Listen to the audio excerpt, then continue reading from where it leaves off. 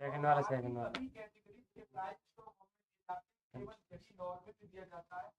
सोमवार को मेडिसिन का नोबेल पुरस्कार के 5वें पापों को दिए जाने के बाद ये नोबेल पुरस्कारों की शुरुआत हुई है और ये 10 तारीख तक होती रहेगी जब अर्थव्यवस्था। So, hello everyone, welcome to Exampur. I hope you are doing well. So, please do let me clear. Am I audible and visible? Please do let me know. Am I audible and visible? I hope I'm audible as well as visible. So, Divya Misra, very good morning. And please once do share.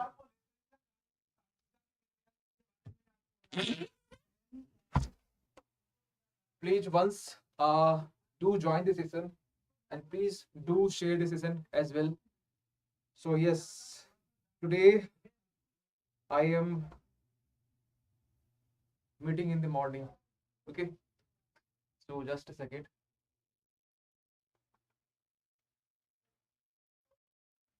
Yes, I think everything is clear to all. Yes, I think everything is clear to all. Yes.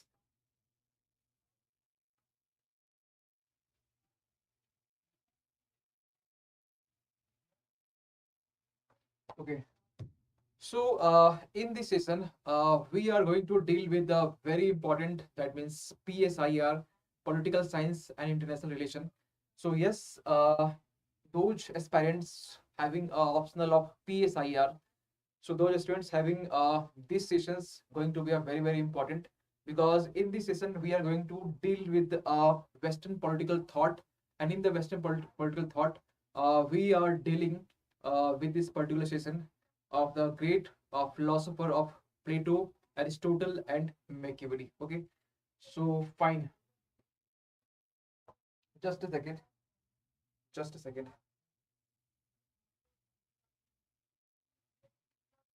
Just a second.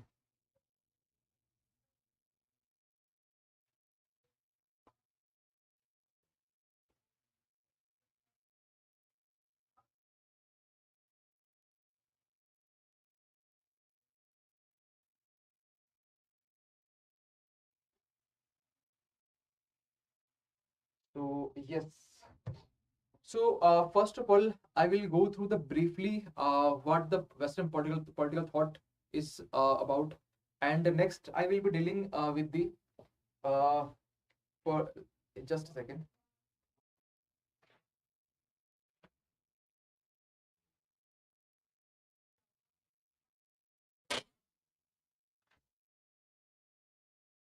Yes. So first, good morning. So first, I will be dealing with the what is political thought, Western political thought, and what is Indian political thought, Western and Indian. Basically, what happens? PSIR, basically PSIR, which basically constitute 500 marks for your mains examinations. So in this optional, we have a great advantage in terms of your GS paper. In camera set nahi hai. Okay, just a second.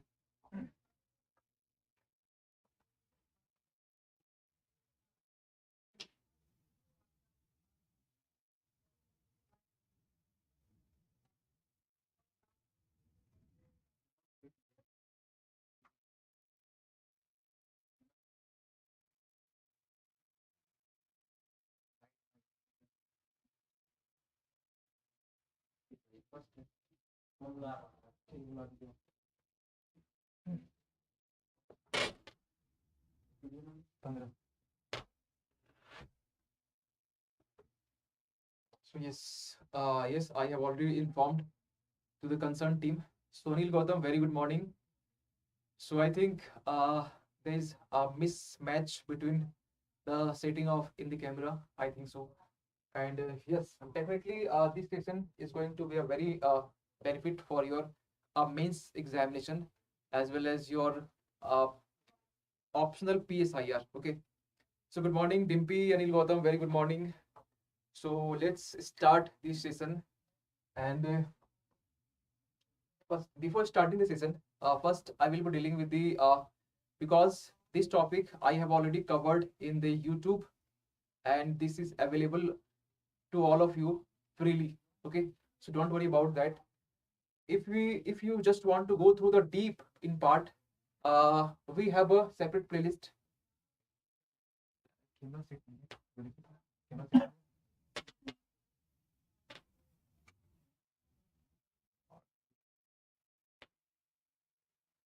So yes, so concerned team, I have already informed.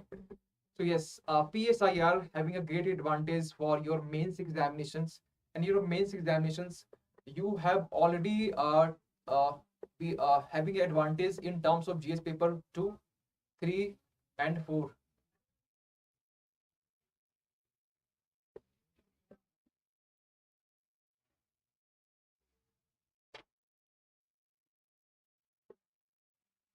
Just a second, just a second.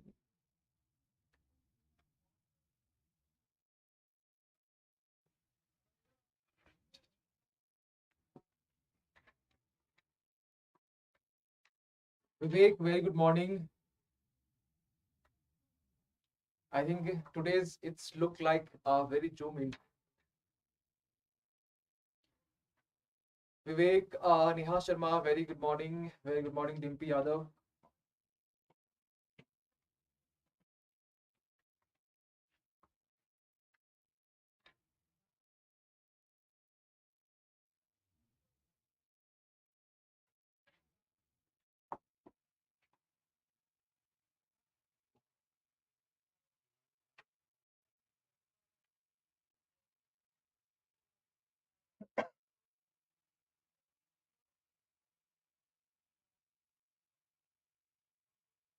Just a second. Yes. Uh, okay, fine. So in the today's session, we are going to deal with the very great philosopher of Plato, Aristotle, and Machiavelli. So we have already discussed about these three personalities, and right now we have just take a glimpse about these three personalities. Yes, we have a limited time. We have limited time of 3 to 4 hours. Within this limited time, we have to cover this great personality of Plato, Aristotle, and Machiavelli. Okay.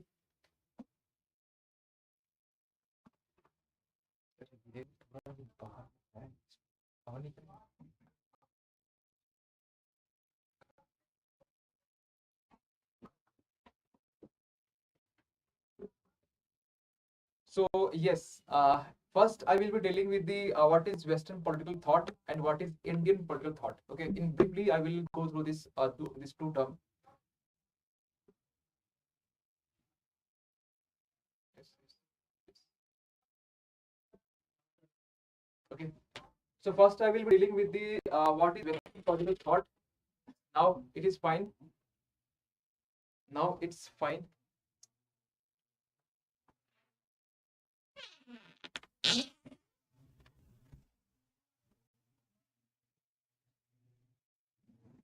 So Alpana, very good morning.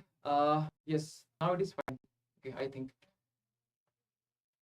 today it's feeling very cold because in the morning I just I ride the bike after long time. Okay. So yes, let's start the session without any further delay. So first, I will be dealing with the what is Western political thought. Western means in terms of Western. I just yes, now it is fine. When we are discussed about the Western, suddenly I or immediately I can think Western means Americas, USA, Canada's, or the North American portions and the South American portions, as well as the European countries. Okay, but there is not at all any situations, because when we talk about the Western, this is the we can see the Western nations. This is the evolution or in terms of the we can say the Western political thought, because in the initial phase there are limited countries within the Western political thought, Western political, or we can say Western.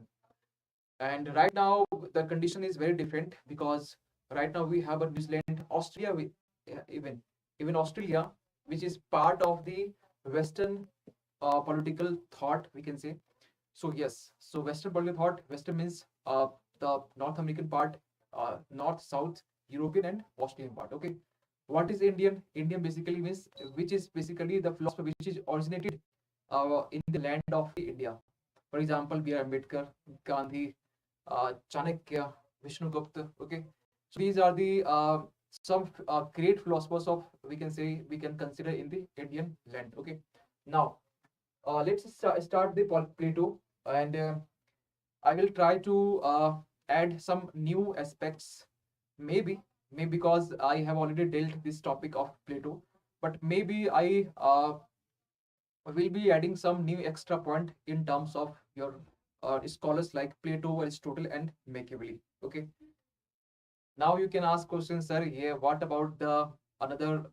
Uh, I mean to say, philosophers like Thomas Hobbes, Rousseau, and what about the Indian political thought? Uh, are you going to complete this one? I can say not right now, but yes, definitely we are planning. We are planning to initiate very good paid courses after some time, because yes, there are some in insight or enlightenment in our channel, because in our channel, yes, basically there are no crowd, there are no live watching viewers, but yes, from my lectures or my sessions, there is some, we can say, hope.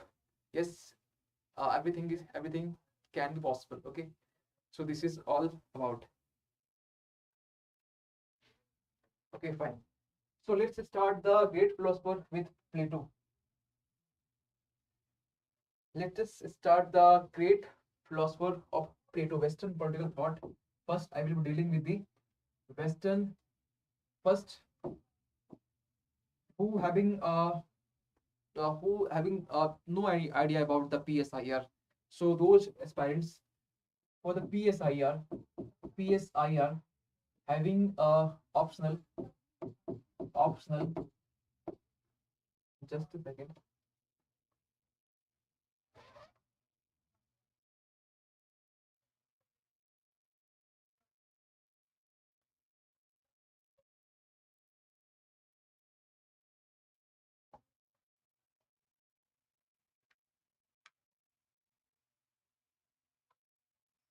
Now it is fine. Good morning, Sundar Rani. Okay. So in the PSIR, there is optional, okay, and the PSI which basically divided into two parts, paper one and paper two. Okay. I will not take enough time. I just briefly explain. Paper one, and paper two. Okay. Paper one and paper two. So in the paper one, we having a Western political thought, Indian political thought, and the national movement. Okay. So here we have a Western political thought, Indian political thought, and the NGP in short. Okay. And here we having comparative politics. Okay.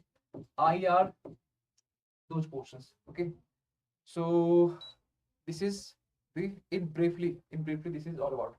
So here we are going to study about the Western political thought, and in the Western political thought, first we study the great philosopher of Plato. Okay, so let's start this lesson with the Plato. So in the Plato, first is Plato. Okay, Plato. I will not.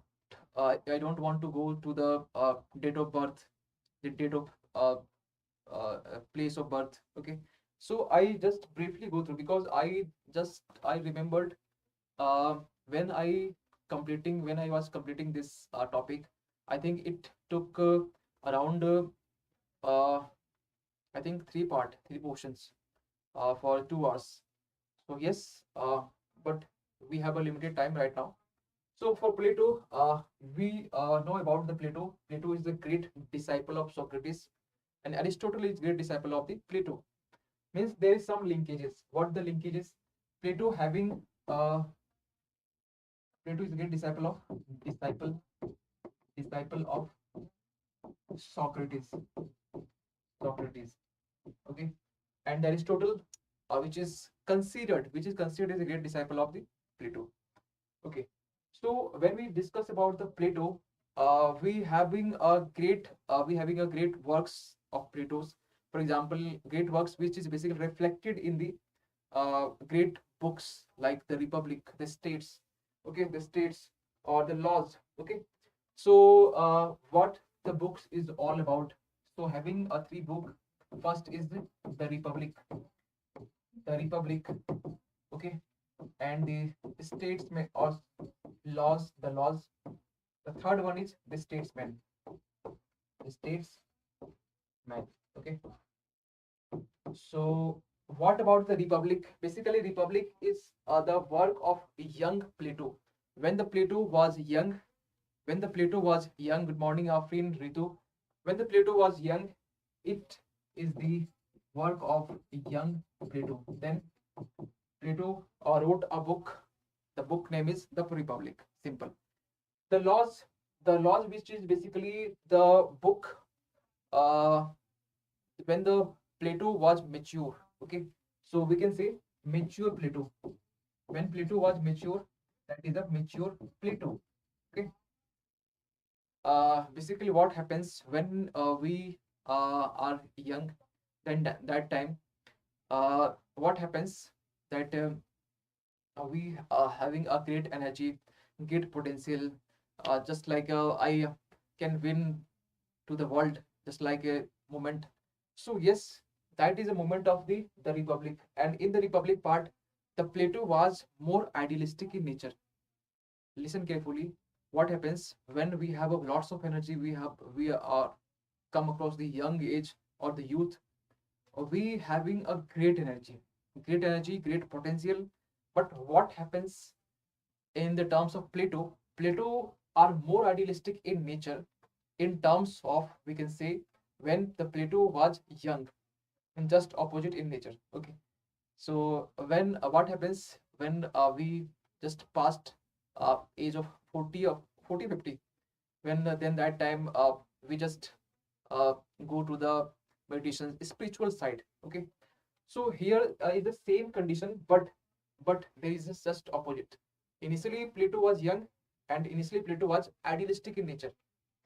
I will discuss about the what is idealistic, what is all about the theory of the ideas, state, education, justice theory, because we have a lots of time. We have a 8 to 12.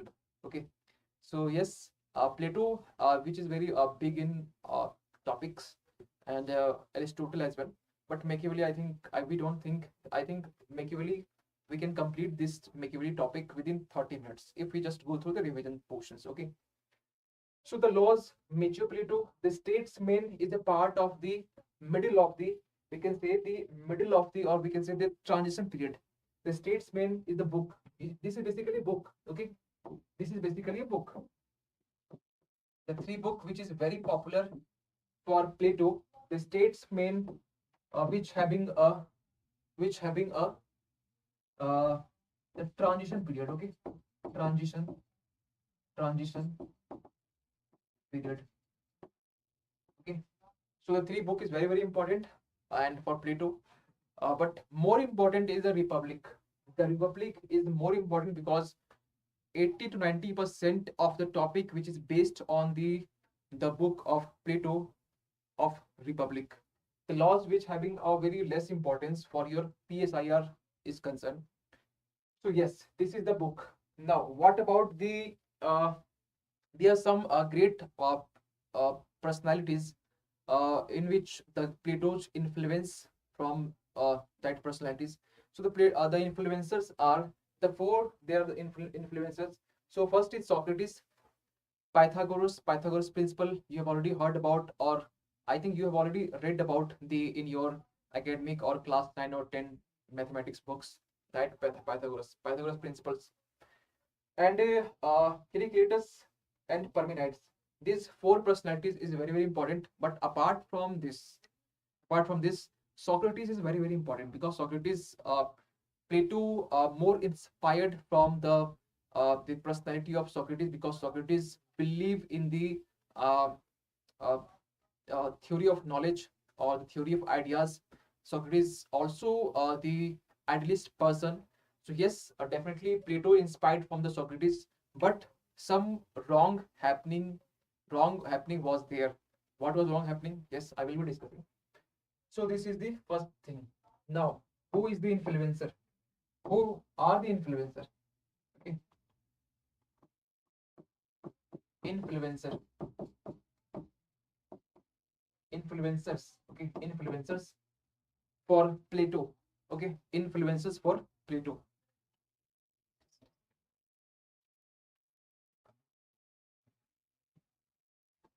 Yes. Please listen carefully. Don't go through the uh, comment sections just like you just make it your social media platform and just chit chat for with each other. Okay, so please listen carefully and focus to the board. So what happens?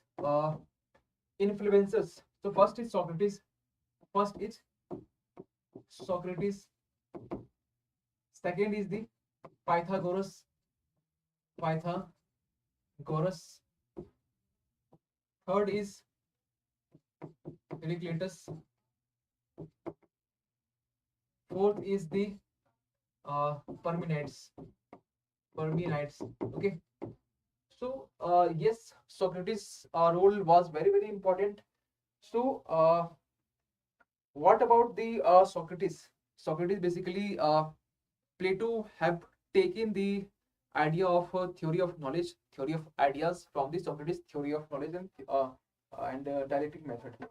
So Plato learned from Socrates in terms of dialectics, in terms of theory of knowledge, and in terms of theory of idea. So in simple, we can say Plato learned from Socrates the theory of knowledge, theory of idea, and the dialectic method. Three things. Okay. So in briefly, I just want to write here the dialectic method, dialectic, okay, theory of knowledge. So I just write in the short knowledge, and the last one is the theory of idea. Okay, who basically inspired from the personality of the nature of the Socrates. Now, what about the Pythagoras? Pythagoras basically Plato learned from the Pythagoras the theory of soul, because apart from the mathematicians, Pythagoras basically worked in the sector of the soul. What is soul? Means Atma. Okay. So Pythagoras, the theory of soul, yes, theory of soul, which was developed on the basis of the theory of Pythagoras of theory of soul. Okay, so theory of soul are there. Okay.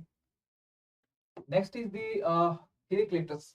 So Heraclitus, there is a he basically talks about the concept of change. Concept of change. Okay, concept of change. Concept of change means change is permanent. Okay, change is permanent.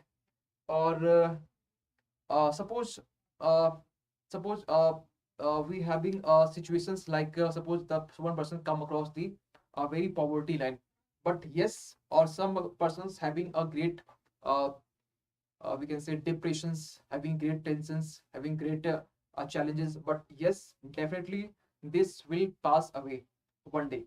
So same thing means there is some changes in your life, changes in your situations, changes in your problems. So yes, so Heraclitus gave the concept of change. But what about the Parmenides?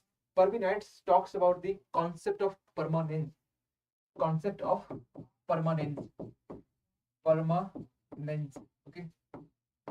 What is permanence? Permanence means permanent. Okay, permanent. Miss Parmenides basically wanted to talk about the uh, anything, maybe anything in the universe may be a constant or permanent. Suppose whole universe is evolved from the one small particle. There is one small particle, still there is one small particle, that small particle which is permanent in nature. The Parmenides, which basically talks about the permanent in nature. Whole universe, yes, definitely we have right now. We have a luxurious life. We have we can say we have a great infrastructures. But yes, whole the universe is evolving through the just a process, and the risk and the source point maybe something, maybe a source point, that source point which permeates, called a concept of permanence. There is something which is permanent in nature. So this is all about the permanence. Okay, are you getting my point or not? Because when I have been discussed about this topic, the lecture was in the bilingual in nature, but right now we have a completely in English. So yes, but definitely this is very I think you are enjoying. I think so.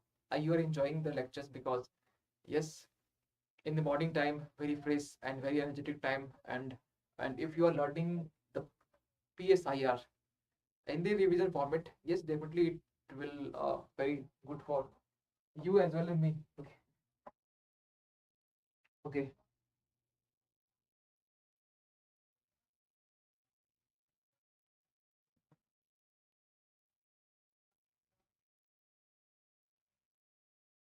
So what happens after that? Main ideas of Plato.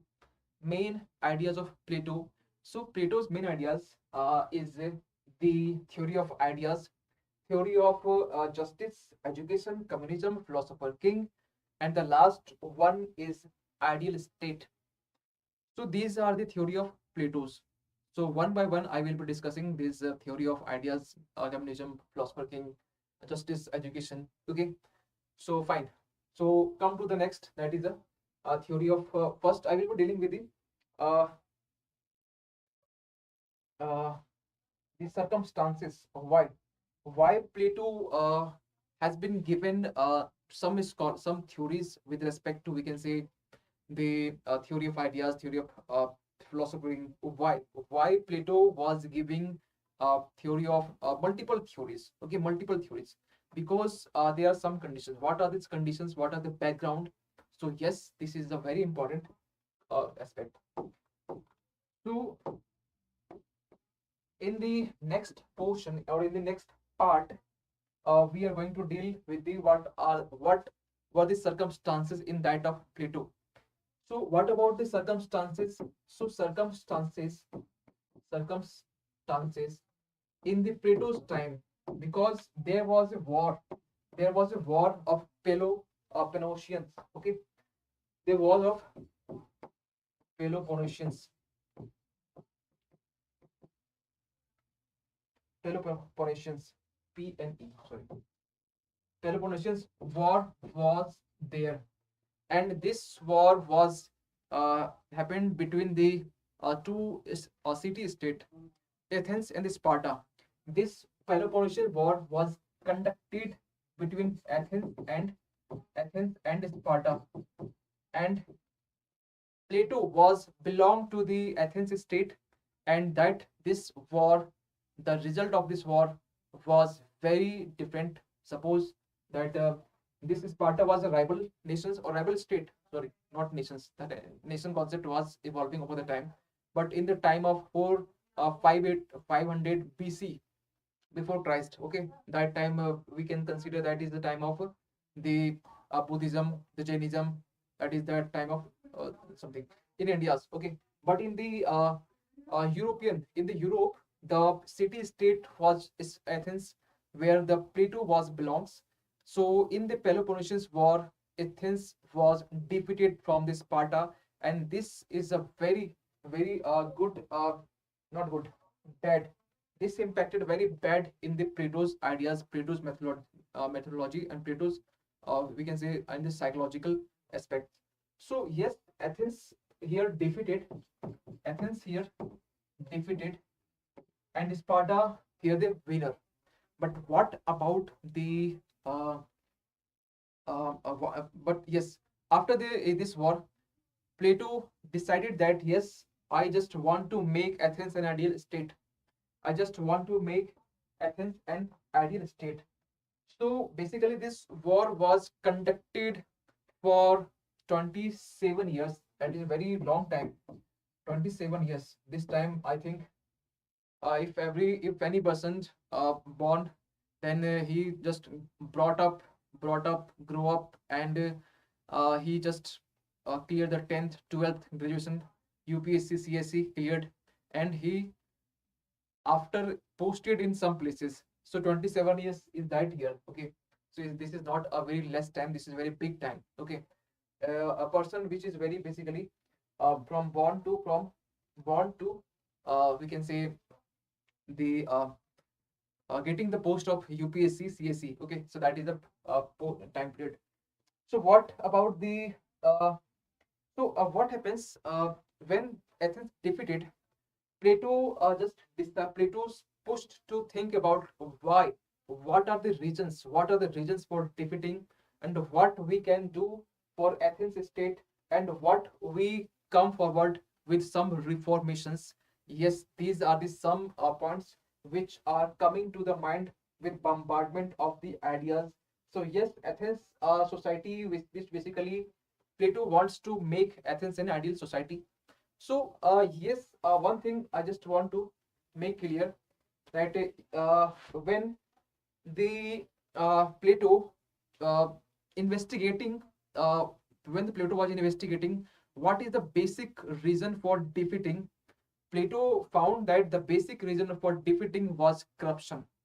The basic reason for defeating was corruption, and corruption, which is the for the corruption, why corruption is happening, because corruption happening which is very, I think, evil in the society or corruption.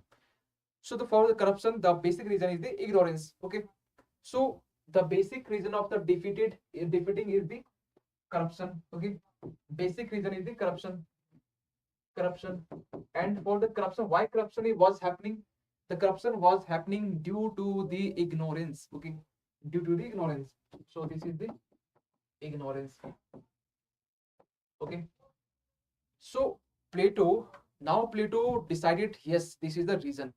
So suppose in your UPSC preparations, when you applied for UPSC CSC, suppose 2022, and by the way, and by bad luck, you uh, could not qualify the prelims. What happens? What happens basically? You will be analyzed. Where are the lacking points? Where are the lacunas? Where I must be focused in that particular portions, and what are the loopholes. Okay, so first you will investigate what are the loopholes, lacunas. After that you come to the conclusion, you come to the point of one point.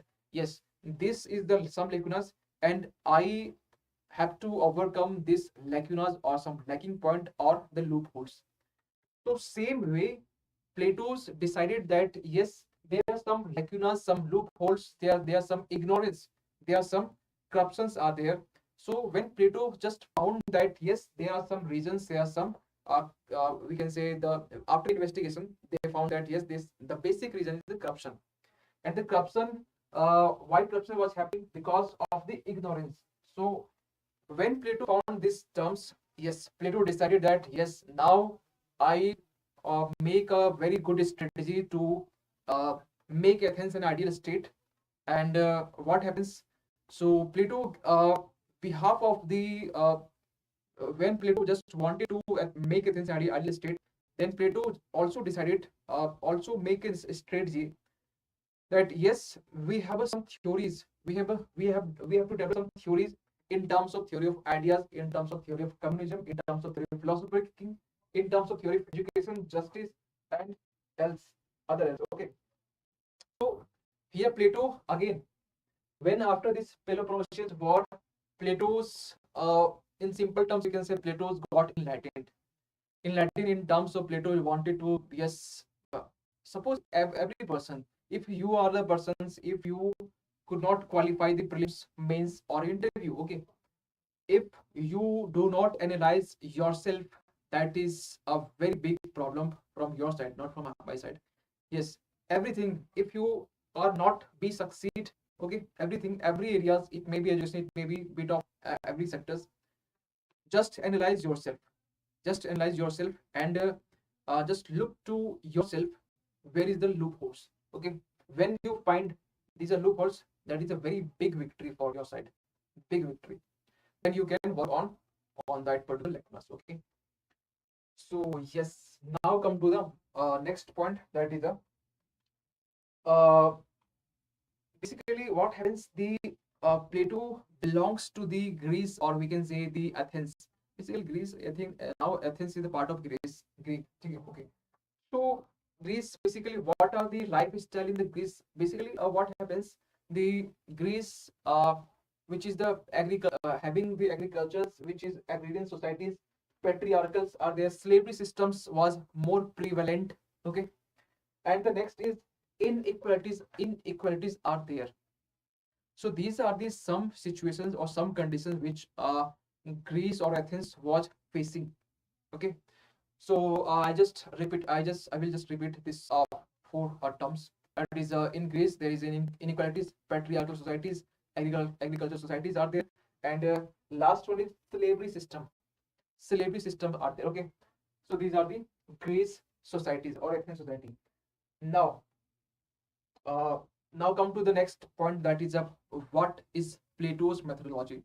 When we study Western political thought or Indian political thought, all the philosophers having some methodology, because all the suppose we have a Machiavelli, we have Thomas Hobbes, we have a Rousseau, we have a John Locke, we have a J.S. Mill.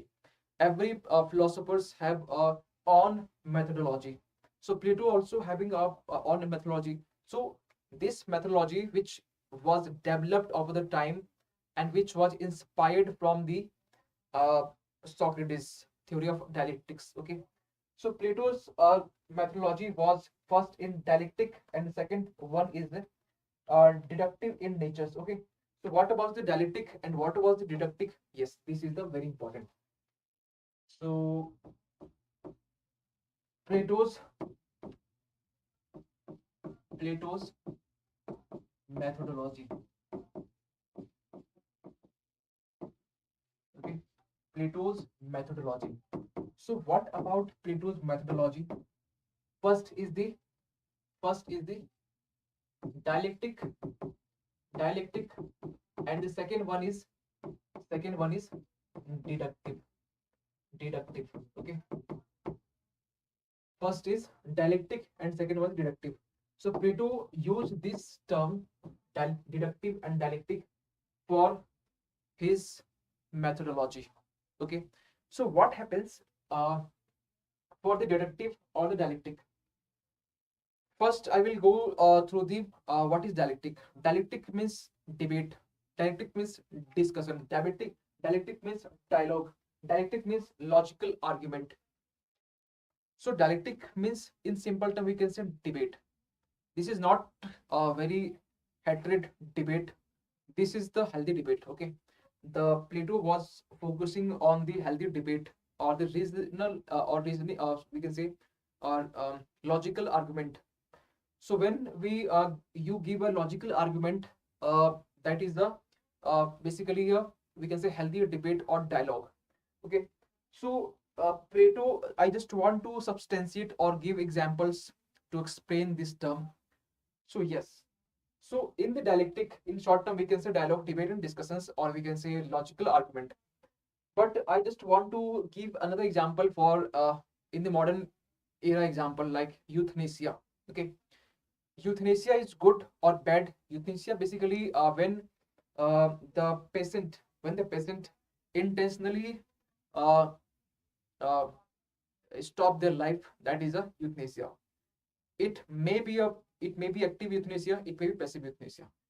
Euthanasia means intentionally stop their life, intentionally uh, uh, we can say the intentionally we can say, suppose some patient which having a treatment of having a great treatment, like daily is the cost is very huge. But what happens, the daily cost, the suppose that one person is suffering from the uh, very severe disease. Okay, one person is suffering from the severe disease, and what happens when those persons and family members also are worried about that particular members. Yes, but those persons when decided that yes, if we are belongs to a very poor family, and we are not we cannot afford such kind of expenses and the money. So what happens in that situations? The uh, suppose the patient decided that yes, now I just want to stop my life and I just want to stop my treatment. So in this way, the we can refer this process or this term, we can refer this the euthanasia. Okay, euthanasia. Okay, euthanasia. Okay, fine. So euthanasia is good or not?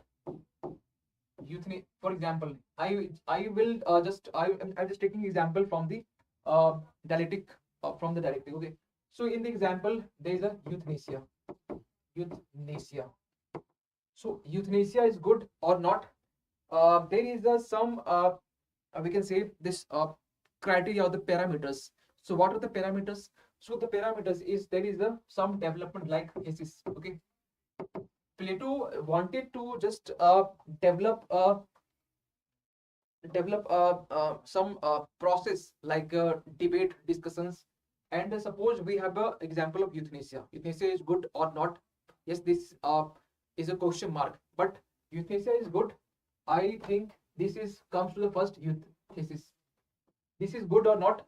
The terms or the point which comes under the thesis. And what is suppose euthanasia is good. Okay, the point is comes under thesis. There is some argument, counter argument are there. So there is antithesis. Okay, there is antithesis. Suppose euthanasia is good, there is a this becomes a thesis, and there is some counter argument are there, that is an antithesis. Okay, when we there is a healthy debate or there is a logical argument, when there is a debate, discussion, dialogue or logical arguments are there, then we get a synthesis.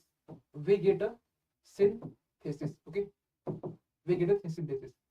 Now again this synthesis become a thesis, and again it will create the antithesis. This will become a thesis, and again this thesis will having a counter argument, and this become an antithesis. Okay, this become an antithesis. Okay, and again this debate go forward and forward, and again this debate come to the synthesis point. Okay, synthesis point. So euthanasia is good or not? This is again become a question mark. But if we go through the logical argument, if we go through the discussion, if we go through the dialogue, if we go through the logical argument, then we get a synthesis. Then we get a logical point. Then we get a right point. Yes, this is good or not.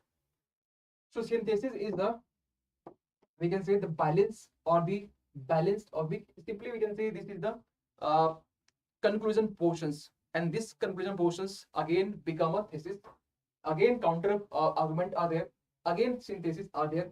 So euthanasia, this is basically I'm just taking example in the modern era. Okay, suppose in the modern era we can take another example of the hijab. Okay, wearing hijab is good or not? So again we go through the process of the synthesis, thesis, antithesis, and finally we get the very good conclusion with respect to the hijab. Okay, so again we have a numbers of examples, we have the numbers of points, we have the number of examples we can take with respect to the dialectic. Okay, so I think you have I think you got the idea about what is dialectic. Okay, so next is the deductive method. What is deductive method? In the deductive method, first I will go through the inductive. Basically what happens, the inductive and deductive, there are two process, there are two words are there. When we develop a observation, suppose we having a theory. Okay, we are having a theory, and within this, with the help of this theory, we come to the conclusion, that is a deductive portions. Okay, but what about the inductive? Inductive, where we are having in the mind there is some observations, and we come to the pattern, we come to the tentative hypothesis, and again we develop a theory. So for example, in the inductive method, for example, we have a Newton's theory. Newton just was observing the apple is falling down on the from the trees, and just it is repeated and it makes the pattern. And this pattern basically develop into the theory. Yes, Newton's first law, second law, third law. I don't want to go to the physics portions, okay, because you know about UPSC. In the UPSC, physics is not much relevant for your UPSC CSC in the prelims as well as your mains, as even in the interview, okay. So but yes, science and take part is important. Take is very different aspect, so I don't want to go through this. So yes, deductive. In the deductive, we are having a, suppose let's take an example for deductive. Uh, suppose one Haryana boy are there, okay, and we having some conclusion in my mind. Yes, Haryana boy is not good. They are always uh, uh, just start fighting to each other, okay. And for example, or another example is Gujarat. Gujarati people is very business minded. Or another example we can take the we can say another example like suppose the Punjab, okay. Punjabi people have a lavish lifestyle, okay. When you just get the instance in the terms of with regard to the Haryana people, with regard to the Punjab lavish lifestyle, or with respect to the Gujarati people, then what happens? They, yes, you are just searching or just want to get the instances. Yes, this is the Haryana person and this start fighting to someone else. So you are searching, you are looking for the instance. Means you are already having some conclusion point. Means you are having already in your mind some observations, okay. So sorry, some theory. You are already having some theory, and you just searching looking for the some instance. And when you get the instance, then you come to the conclusion. Yes, I am saying yes, this is Haryana person, and this is true for uh, this is true for the all. So in the deductive method, we are always having a theory, and when we get the instance, when we get the for instance means of let's say the example, let's say the real example. So when we get an instance, then we come to the conclusion, yes, this is right, okay. Theory to observations, or we can say observations through the instance, okay. The instance. What about the inductive? Inductive is basically we observe the same pattern again and again and again and again. Then we develop a theory. That is basically we can say, for example, Newton's theory. And in the deductive, we go from the general to particular. Here we go from the general to particular, okay, particular. And in the inductive, we go through the particular to general. Are you getting my point? Yes. So this is all about the dialectic and deductive.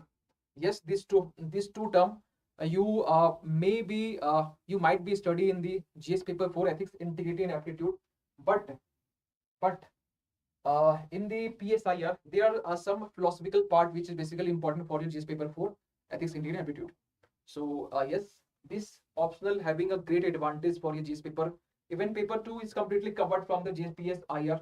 Completely means almost completely, okay. Paper 1, there is a portion of modern history. Yes, national movement. You can cover from this optional. Paper 4, philosophical part, that is also covered from this portion section, okay. So yes, there are lots of advantages. If you just go through the 500 marks of PSIR, then definitely you have a great advantage of means we can say you have a bonus numbers like paper 2, GS paper 2, completely 250 marks. And paper 4 means on an average we can say if you preparing for 500 marks, ultimately you can get extra benefits of around 300 to 400 marks, okay. Now out of 750 marks, okay. Now come to the point. uh, so this is all about the dialectic and inductive method.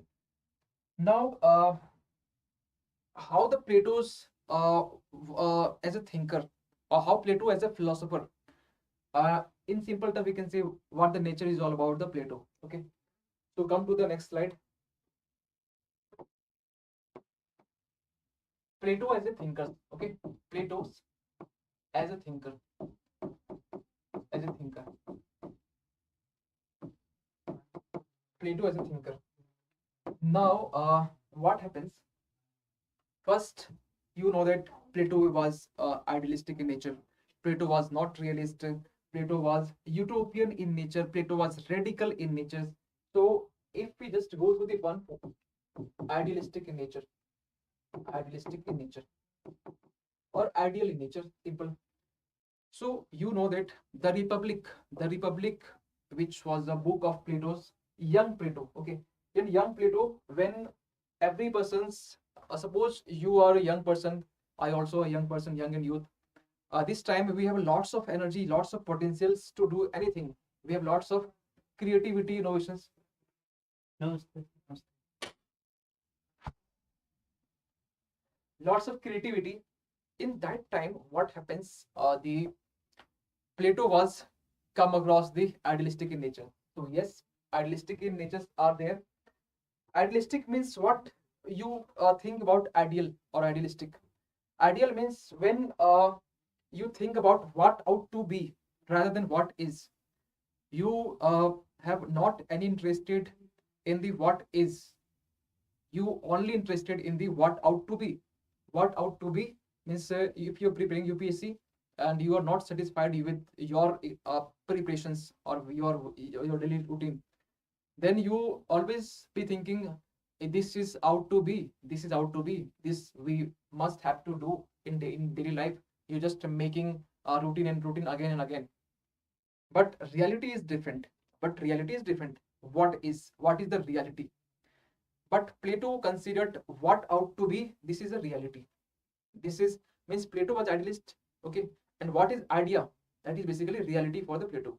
Okay, so in the idealist, what ought to be, what ought to be rather than what is, what is, they focus in what ought to be. Okay, so in the idealistic, focusing in the what ought to be. For another example, let's take the example of the values over matter, or we can say the priority to society over individual. That is again we can say the idealistic in nature. Honesty over wealth. That is again we can say the, because we know that nobody is honest, but yes, we usually discuss that we should be honest. We should be honest to others. We should be honest to yourself. But nothing you can witness in your surrounding or society, because honesty, yes, this is out to be, this is out to be, that is idealistic in nature. But the in the ground level, you cannot find honest in within even with yourself. Okay, so that is the idealistic. Next is radical. Why Plato called a radical? Why Plato called a radical? Radical means who having a far reaching, who is looking for far reaching changes. For example, Plato's discussed in his theory about the philosopher queen and communism of family. Philosopher queen, he did not discussed only about the philosopher king, he also discussed about the philosopher king. So because philosopher kings are there, philosopher king as well as queen. So this queen means Plato's ideas having not any gender discriminations. That is not, that is yes. So in the radical, Plato was talking about the philosopher queen, and again why Plato was called a radical. So again we have a communism family. I will be discussing about communism of family. So that's why Plato called as the radical in nature, radical in ideas. Okay. And next is the utopian. Third one is utopian. What is utopian? Utopian means means the something which cannot implemented in the ground. Something which is cannot implement in the ground. That is a utopian. Means in simple Hindi, what we can say, हवा हवाई में बातें करना. Okay. So in simple we can say just means you are not practical in nature. Your every actions or your every words which is utopian in nature means cannot implement in the ground level. Suppose we can say uh, for UPSC aspirant, uh, for you have to study about 20 hours on the daily basis. You already know about we have on a daily basis we have 24 hours, but you have to study 20 hours daily. Is it possible or not? Not possible. So this is a utopian in nature. Okay, this is utopian in nature. So or we can say impracticable. Okay, impracticable. So this is all about the Plato's thinker. Now come to the next, that is a basically what happens. Plato also considered as a just a second. Yes, this is all about. Now come to the next. Yes, Socrates having a great influence to the life of Plato. So in the briefly we have to study about the Socrates life and Socrates and theory of knowledge and dialectics. So what about the Socrates theory of knowledge and ideas and the dialectic? So in briefly we just go through, because I just write here and I will be discussing in very short. Socrates. Okay. So what about the Socrates? So in the Socrates, you already know about that Socrates was a teacher of Plato, or in other language we can say Plato was a disciple of Socrates. Socrates basically born on the 470 BC, and he was very disciplined. And one thing we can say, who is disciplined? Whoever is disciplined, definitely those people can change their life, drastically change their life. If you work on your discipline, if you are disciplined, if you discipline, it doesn't mean that you just wake up in the morning 4 a.m. and read. This is not discipline. Discipline means if you decided that yes, this is the time when I am studying, nobody can disturb to me. You just restrict yourself as well as to others. That is a discipline. If you decided that yes, I have to complete this task within 2 hours, and you will complete this task, that is a discipline. Okay. If you study night, no problem. If you study morning, no problem. After when you just cracked, you will crack the UPSC CSE, then you develop the morning riser, and then you again develop the night all. Okay. So what about the Socrates? Socrates was a very disciplined person. Some whole of the world consider Socrates was a wisest person. Okay.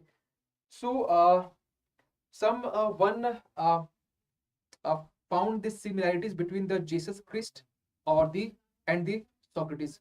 Same pattern or same similarity between the Jesus Christ and the Socrates, in terms of, because the way of life of Jesus Christ, and what about the uh, uh, sorry, once again, wrong protections, and what about the dead zone, means we can say the Socrates, which basically was given to poison to for his death.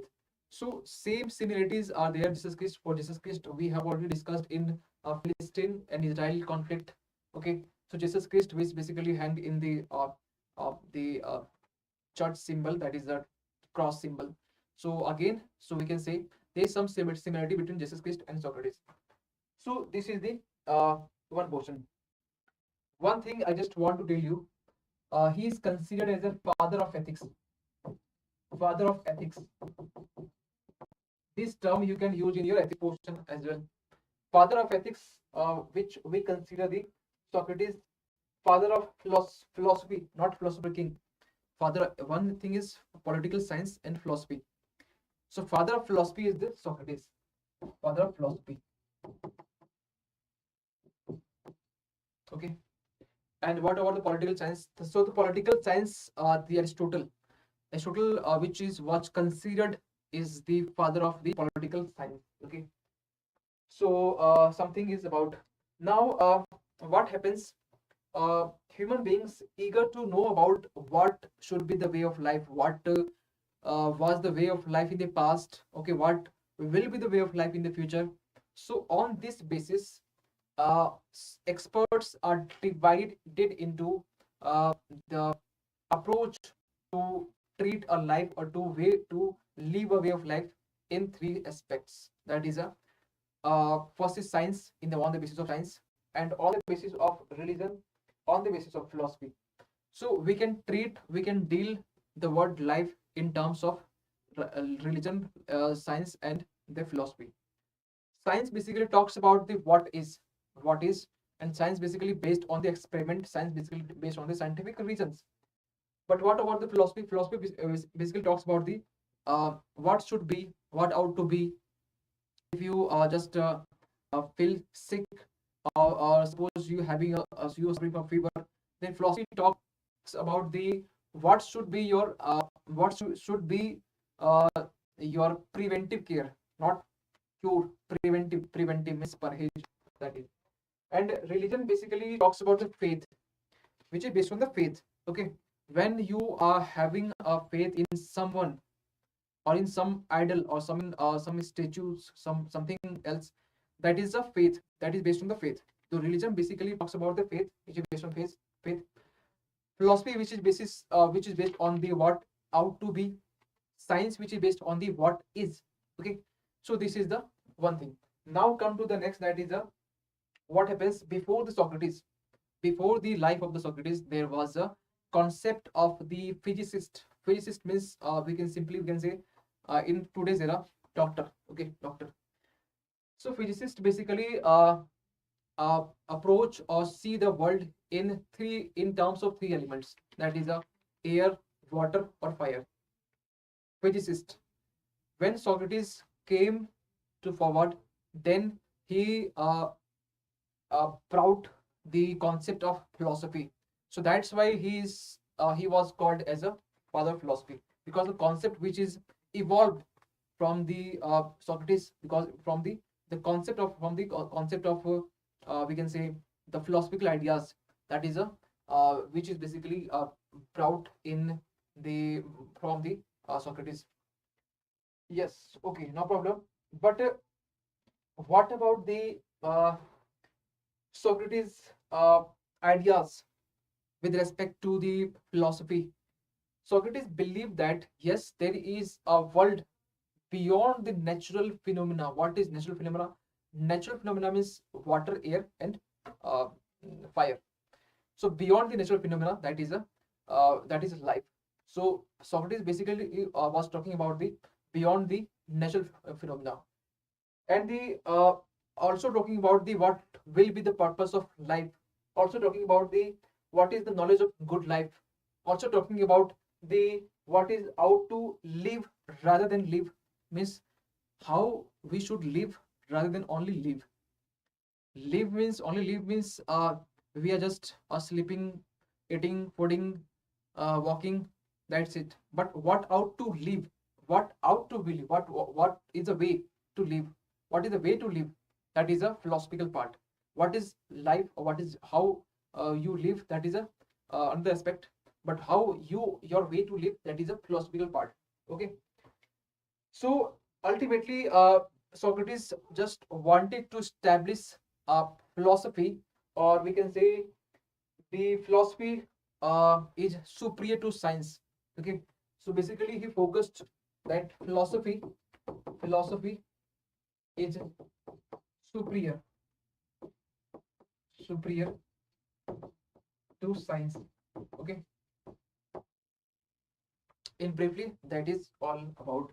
Now come to the next, that is a Socrates of knowledge. Okay, what is Socrates' theory of knowledge? Yes, this is not important, but once a time uh, UPSC asked the Socrates from the question from the Socrates life, so that's why this will become important. Okay. Now come to the next, that is the Socrates theory of knowledge. Socrates theory of knowledge. Theory of knowledge. Okay. Socrates theory of knowledge. What is the Socrates theory of knowledge? So what happens? Socrates gives two way to explain the theory of knowledge. One is real knowledge. One is fake knowledge. One is false knowledge. One is crystal clear knowledge, and again is uh, the rhetoric knowledge. Rhetoric means rhetoric. Rhetoric.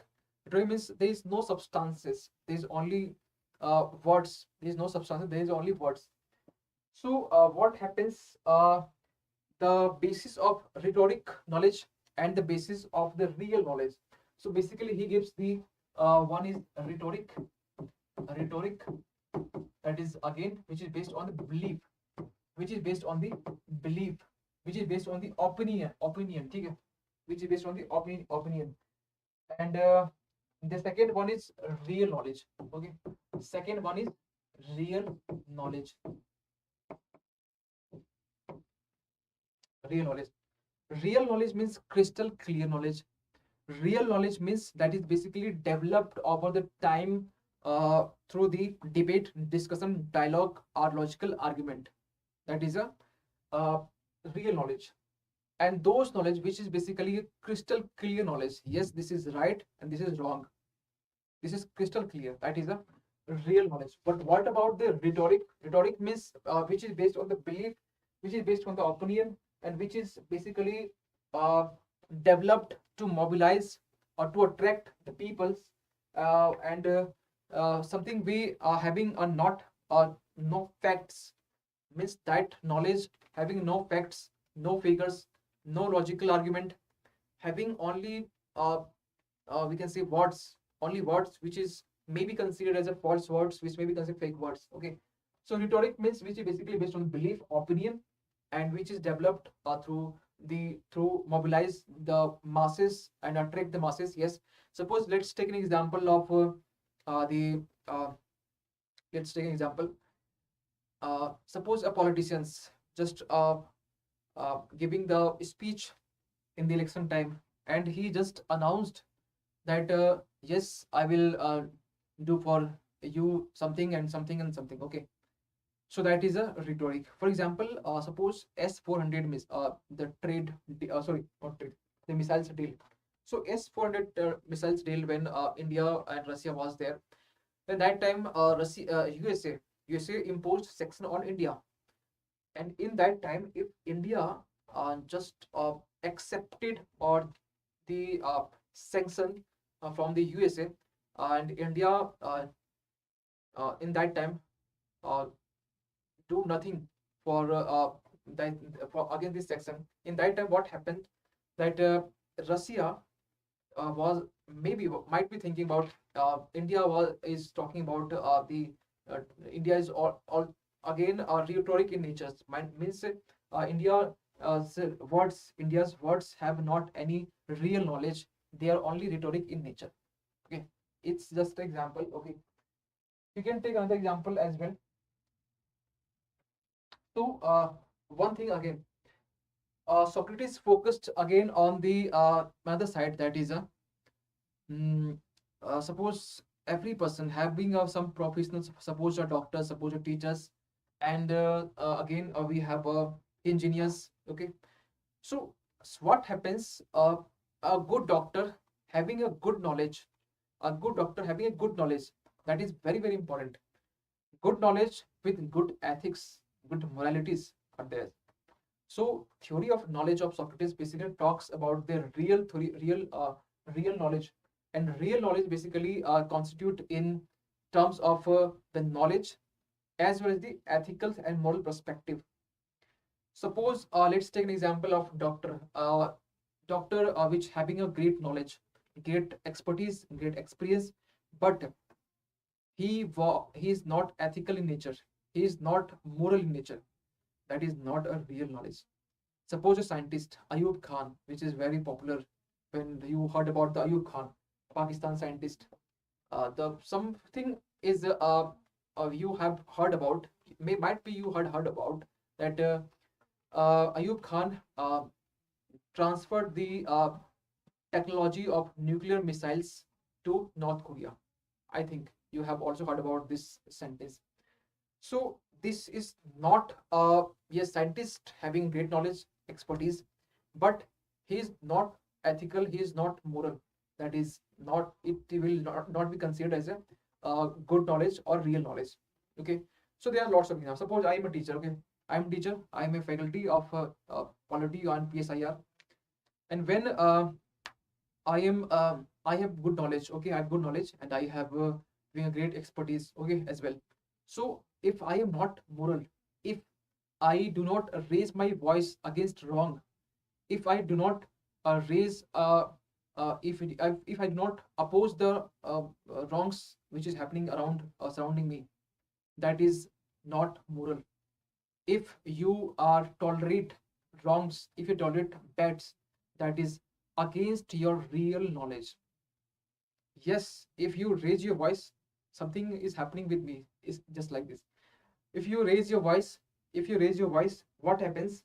That uh, someone, not someone, someone will consider good to you, and someone will treat bad to you. Yes, this is a very harsh truth, but uh, you cannot compromise with your integrity, with cannot compromise with your moralities, you cannot compromise with your uh, ethical values. You always having guts, you always having courage to raise your voice against wrong. Okay, so in the ethics, actually we in the ethics we study these things, what you have to do in such a when you having face when you having facing a ethical dilemma, then yes, you having you can uh, this thing you have to implement in your daily life, because that's because in this way this can be reflected in your mains answer writing. If you are not ethical, you cannot reflect some ethical points in your mains answers sheet. Okay, so that is all about. Now come to the next, that is a uh, what again Socrates, which is talking about how to gain a good life. Okay, Socrates basically talking about the good life. Okay, what is life, what is good life? So how you can gain, how you can gain a good life. So good life, basically we you have to gain knowledge. Okay, you have to gain knowledge first thing. And why knowledge? Because knowledge is very very important, because knowledge is a source of good life. Knowledge is a source of good life, and knowledge constitute good life. And knowledge is the, and the real knowledge is I mean to say inherent to the human soul. I just write here something. Real knowledge, real real knowledge, real knowledge inherent to human soul, human soul. And human soul, now question again arises, human soul. So how you develop, to uh, uh, how to develop your human soul? So that is only one reason, that is to develop reason. To develop reason, you require, if you just if your soul, if you just want to uh, get enlightenment to the soul, you have required reason. If this soul, if you just want to get enlightenment, you have to develop reason. And how you reason can develop, this reason can develop through the, this reason can develop through the dialectic. This reason you have to develop through the dialectic. Okay, so again, good life means which is inherent in the human soul. And in human soul, if you just want to uh, get enlightenment, then you must have a reason. And how a reason have to develop? The reason have to develop through the dialectic. Dialectic means logical argument. Dialectic means debate, discussion, and dialogue. Okay. So this is the real knowledge or good life. This is the way of good life. Okay. And somehow you can get a good life. Okay. So for good life, you have to come across this process. Okay. So yes, but in this time you have to how you can live a good life, because yes, in this time the situation is different, but this time you have to develop human soul. Means you have to really do some meditations. Apart from this, you have to gain knowledge. For example, you have to you having a study of UPSC, then you have to gain knowledge from the different sources, standard books. That is a having a reason to develop a reason. Reason is knowledge, symbols again. Okay. And this thing can be possible through the dialectic and debate, discussion. When you study something, just you explain to someone what you have studied today's, or you just revise these things again. This you can consider as a dialectic. Okay. In this time, in modern eras, you can just relate this thing in modern era. Okay. So this is the all about. Now come to the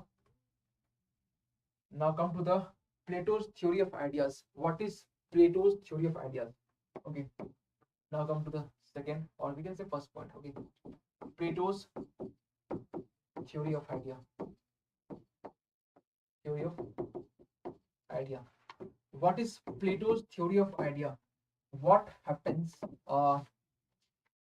You already heard about Plato's Socrates theory of knowledge. Socrates theory of knowledge or dialectic. Plato's taken the word of knowledge, your knowledge, and Plato taken the word of dialectic from the Socrates theory of knowledge and dialectic. So and implement their theories. Plato just wanted to make Athens an ideal state, one sole purpose, one sole goal, and to fulfill the goal to make a philosopher king, because philosopher king is the is a very we can say very become very good to rule in this state. And that's why the Plato was propounding the theories. Okay. So main aspect is Plato's wanted to make an Athens ideal state. Second one is the to make a philosopher king. Okay. Two things. So for two things, Plato's theory was evolving around them. Okay. So Plato's theory of idea basically based on the Socrates theory of knowledge and dialectic. But what about something I just want to take go through the background or the context. Why Plato was giving a theory of idea? Because there are some inequalities was there in Athens. Okay, there was some corruption. There was some differences between rich and poor. There are some we can say in the ruling class there was some accumulation of wealth. Okay, and the poor families get inferior. Okay, and the next is the external threat was there in the Athens. Okay, and the last one is ignorance and the sophist. These are the uh, points. These are the we can say the parameters. These are the reason because why the Plato was giving the theory of idea, because these are the reasons: sophist reason, ignorance, accumulation of wealth by the ruling classes, the ignorance, corruptions, inequalities, rich differences between rich and poor, and the external threat. These are the reason. If you wanted to write, if you just want to write in your notebook, please you can write, no any issue. If I one thing I just want to say, if you are not understanding in proper way what I am just telling you in completely in English, because my bilingual classes of PSIR of same topic of Plato was is there in the playlist. You just search Sanjeev sir uh, PSIR optional. Okay, Sanjeev sir PSIR optional. That's it. You can find the playlist. Okay, in bilingual. If you are not comfortable with it, complete in English. Okay. Now question arises, ideal theory of idea. Plato just wanted to make Athens an ideal state. Ideal state. Plato wanted to make Athens an ideal state. So what is ideal state? Question may arise. What is ideal state? Ideal state is basically, we can say, permanent in nature, having justice systems, having a philosopher king, having a theory of education, having a we can say theory of communisms. Okay, so this is the basically the ideal state. One question again arises: the suppose why Plato want to give the theory of education, theory of knowledge, and the theory of idea? Because Plato just wanted to express something that if you have a horse, take a horse is ghoda, and one thing is horsiness, means chalana, okay, horsewar. So if you having a horse, okay, and if you do not know the idea about, and suppose you have a bike, you have a scooty or bike, okay, and you cannot ride the scooty or bike or the two-wheeler, okay, that is two very different things. Means you having a knowledge, okay, but you have not idea about how to ride this scooty or bike. That is a, I think this is example. I just want to give an example. Yes, you can correct this one. Ideal state here means the state having no any injustice, means always having justice system, always having we can say the theory of education, philosopher king were there. Okay, that is the ideal state, the main reason behind it. Now come to the next, that is the uh, again question arises, the why philosopher king? Why philosopher king was needs in the Athens state? Because according to Plato's, philosopher king was a symbol of knowledge. Philosopher king was a symbol of knowledge. Okay, and the philosopher king was a symbol of sacrifice. Philosopher king soul was enlightenment. Philosopher king was is a very great patriotism. That is a basic reason. According to Plato, Plato wanted to, yes, having a nature of patriotism, having a symbol of sacrifice, having a symbol of knowledge, having a soul of having soul enlightenment. That is the basic reason why philosophers become a king in Athens state. So this is the idea of the Athens. But Plato here just wanted to give a very great example, that is a allegory of cave. Allegory of cave. Allegory of cave. What is allegory of cave? Basically, what happens? There is a cave. There is a cave, and inside the cave there are some people. Okay, inside the cave. Suppose this is a cave. Okay, here's sun. Okay, here's sun. Here is the sun, and here is the uh, some crowd. Okay, and uh, the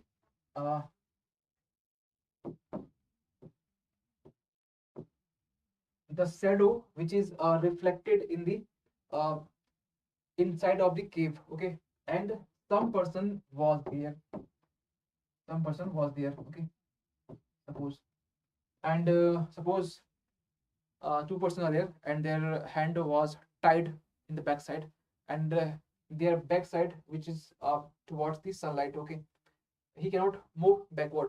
Okay, so what happens? He only just watching the shadow of the crow, shadow of the birds. Okay, when he uh, just turn around to the towards the sun, then he get a real knowledge.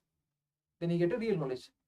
But that means when up till now, he was their face was towards the inside the cave, and he was considering that yes, this shadow was real only. When he just back to the we can say sunlight, then he got enlightened, and he then after he get a good knowledge. Okay, then he got a good knowledge. So this is all about the things. Okay, so now what happens, this is the allegory of cave.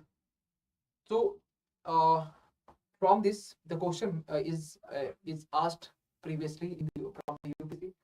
So what happens, in the allegory of cave, uh, there is a, uh, we can say, how to develop the how to get a real knowledge, because this is not real knowledge.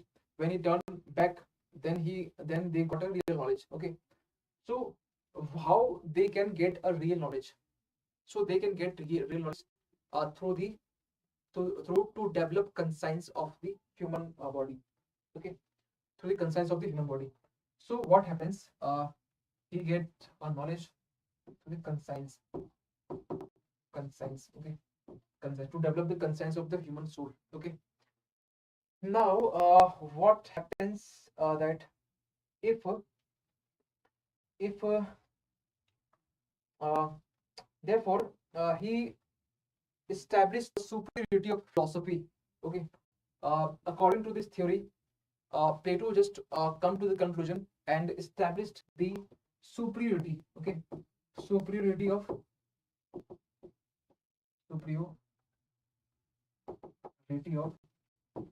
philosophy. Okay, philosophy means if you are having a question regarding the philosophy, the importance, what is relevant in the Western political thought, then you have to give an example of allegory of cave. Okay, through this example, the Plato just wanted to establish the superiority of philosophy over the science, or the political science.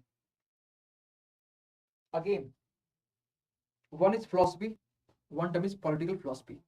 Okay, Plato considered as a father of political philosophy. Political philosophy and the only philosophy is two different aspects.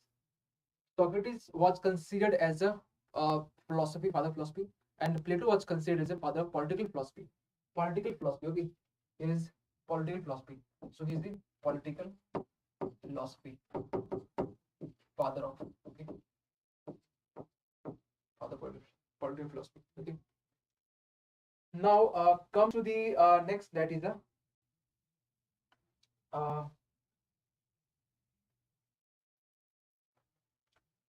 now what about the assessment? If we just go through the assessment of the Plato's theory of idea, then we find that yes, Plato's theory of idea was not realistic in nature. This was very complex. Plato's theory was not ultimate description of reality. This is the basically assessment which was given by the some uh, philosophers or some experts towards the Plato. So yes, assessment was not really assessment means basically we just criticize to someone. We just criticize to someone. Okay. So assessment may be good, assessment may be bad. So here Karl Popper basically talks about the Plato, Hegel, Karl Marx was basically the enemy of the open society. Enemy of the open society. Okay. So this is the critics, or this is the we can say the uh, we can say what happens, mm, assessment. Okay, assessment. So this is all about. Okay,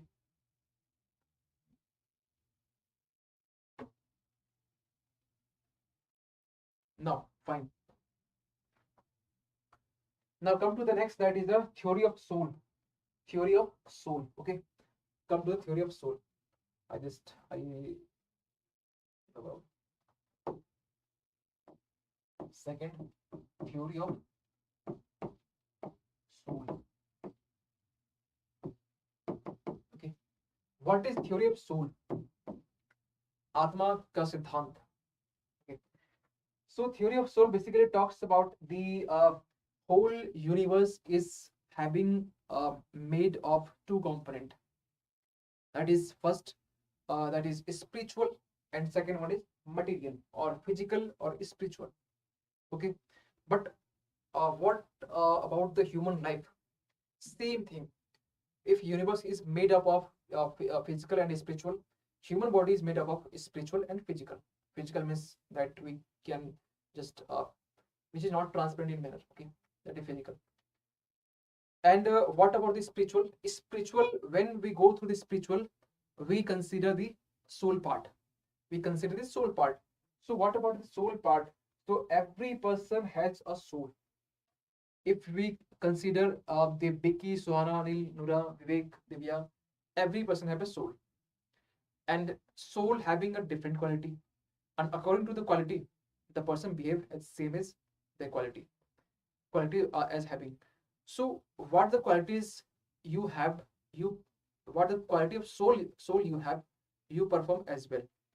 Suppose according to Plato, not from mine. So okay, according to Plato, Plato considered the soul having three component, or soul having three types, or three kind of souls are there. So first is the soul having a reason. The soul having a reason. Okay. The second one is soul having a courage, and the next having a soul having an appetite. Appetite. So three types of souls are there.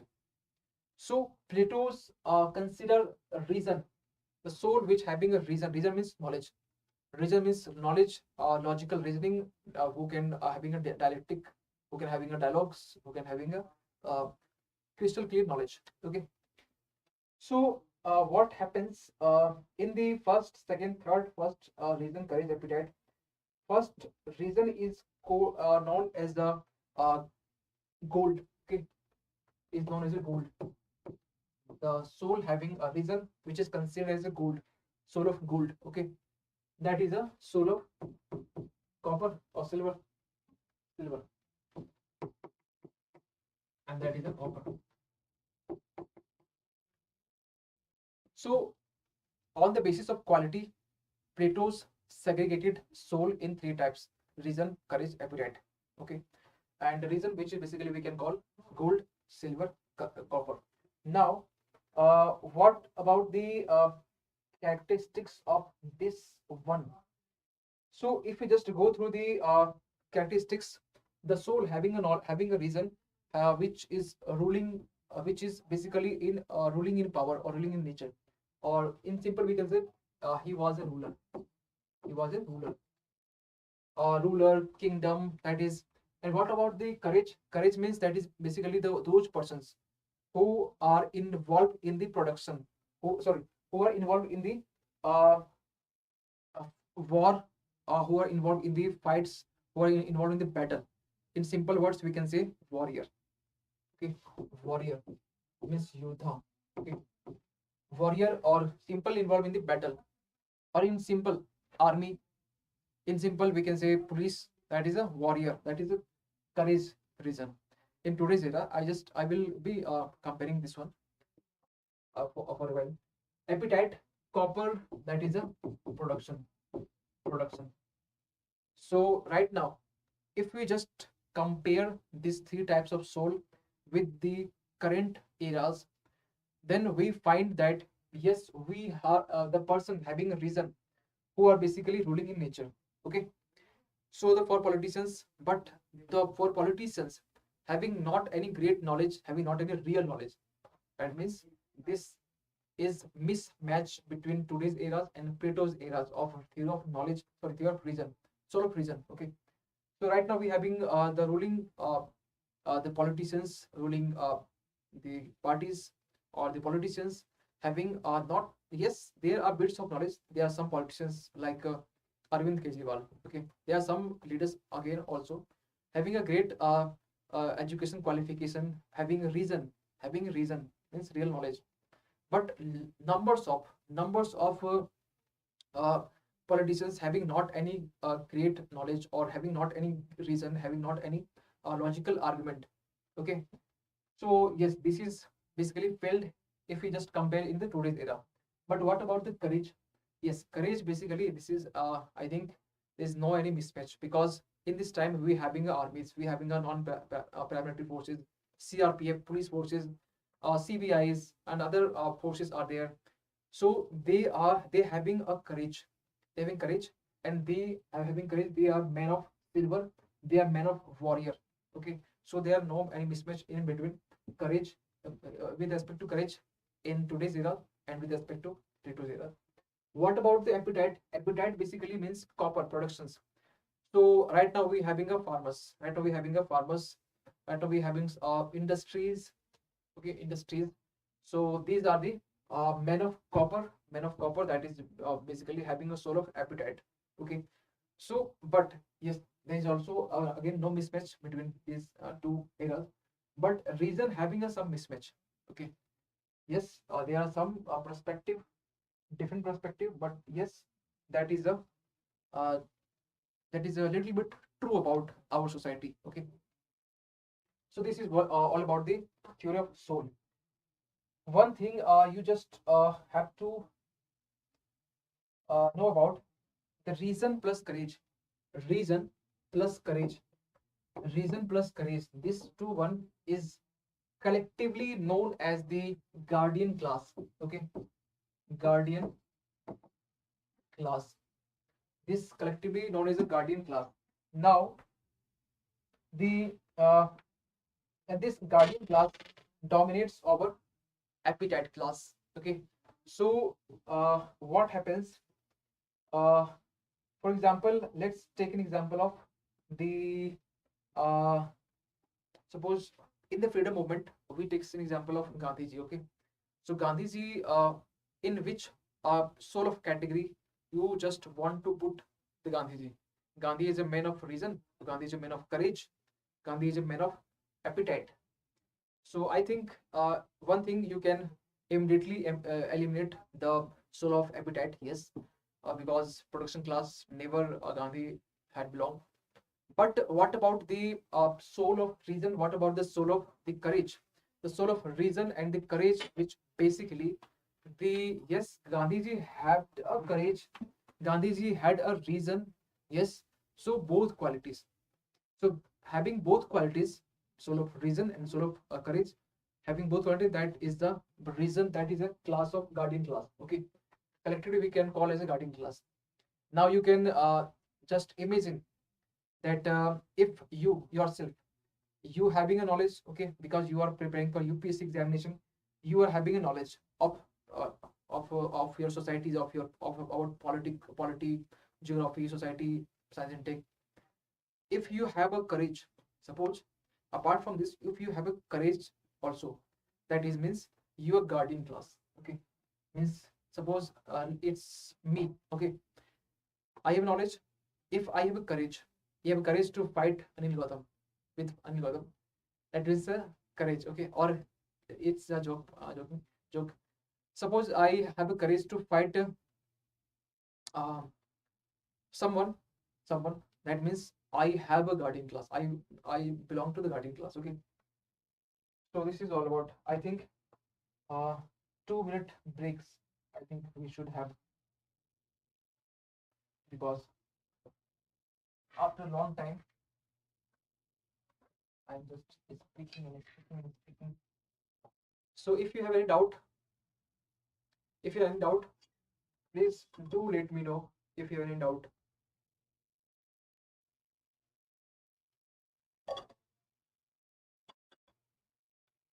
If you have any doubt, please do let me know.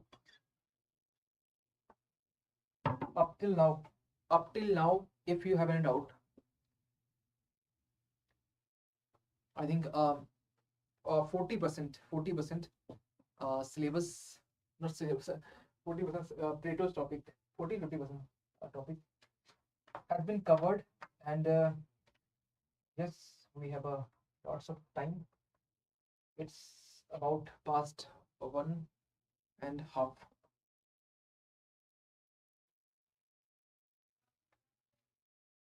Morning में energy सही रहती है क्या? Morning में energy सही रहती है, फिर लगता है कि मतलब मॉर्निंग में अभी कंटिन्यूस, अभी जोर जोर से बोल रहे हैं आज, पहले तो हम आराम से बोल रहे थे, जोर से बोल रहे हैं, और जोर से बोलने से नुकसान ये होता है कि एनर्जी फिर खत्म हो जाता है। जो भी ब्रेकफास्ट होता है ना, ब्रेकफास्ट फिर वो 2 घंटे में निकल जाते हैं। तो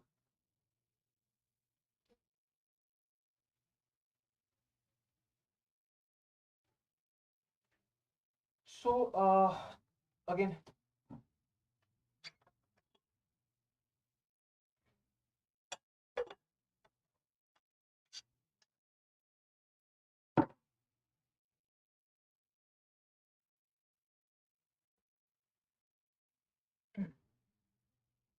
Now come to the next, that is the uh, assessment part. Assessment part of this theory of soul. So what about the assessment? Assessment basically, the some scholars criticize, or some scholar uh, just uplift or promote the ideas of the Plato's soul. So some scholars basically criticize that yes, this cannot be possible. Theory of soul means you can means Plato just wanted to divide the society on the basis of this types of soul, means just like a caste system. But Plato's theory was not just like caste system. Yes, it's look like a categories. It's look like a very two categories, three categories. But it don't you cannot analyze in terms of caste system, because it was basis on the education. It was basis on the knowledge. Okay, and the caste was not basis on the knowledge system. So some scholars criticize this was on the basis of the uh, caste system, but this was not a caste system, because his theory of soul was developed through the knowledge. Okay, so this is the critical analysis.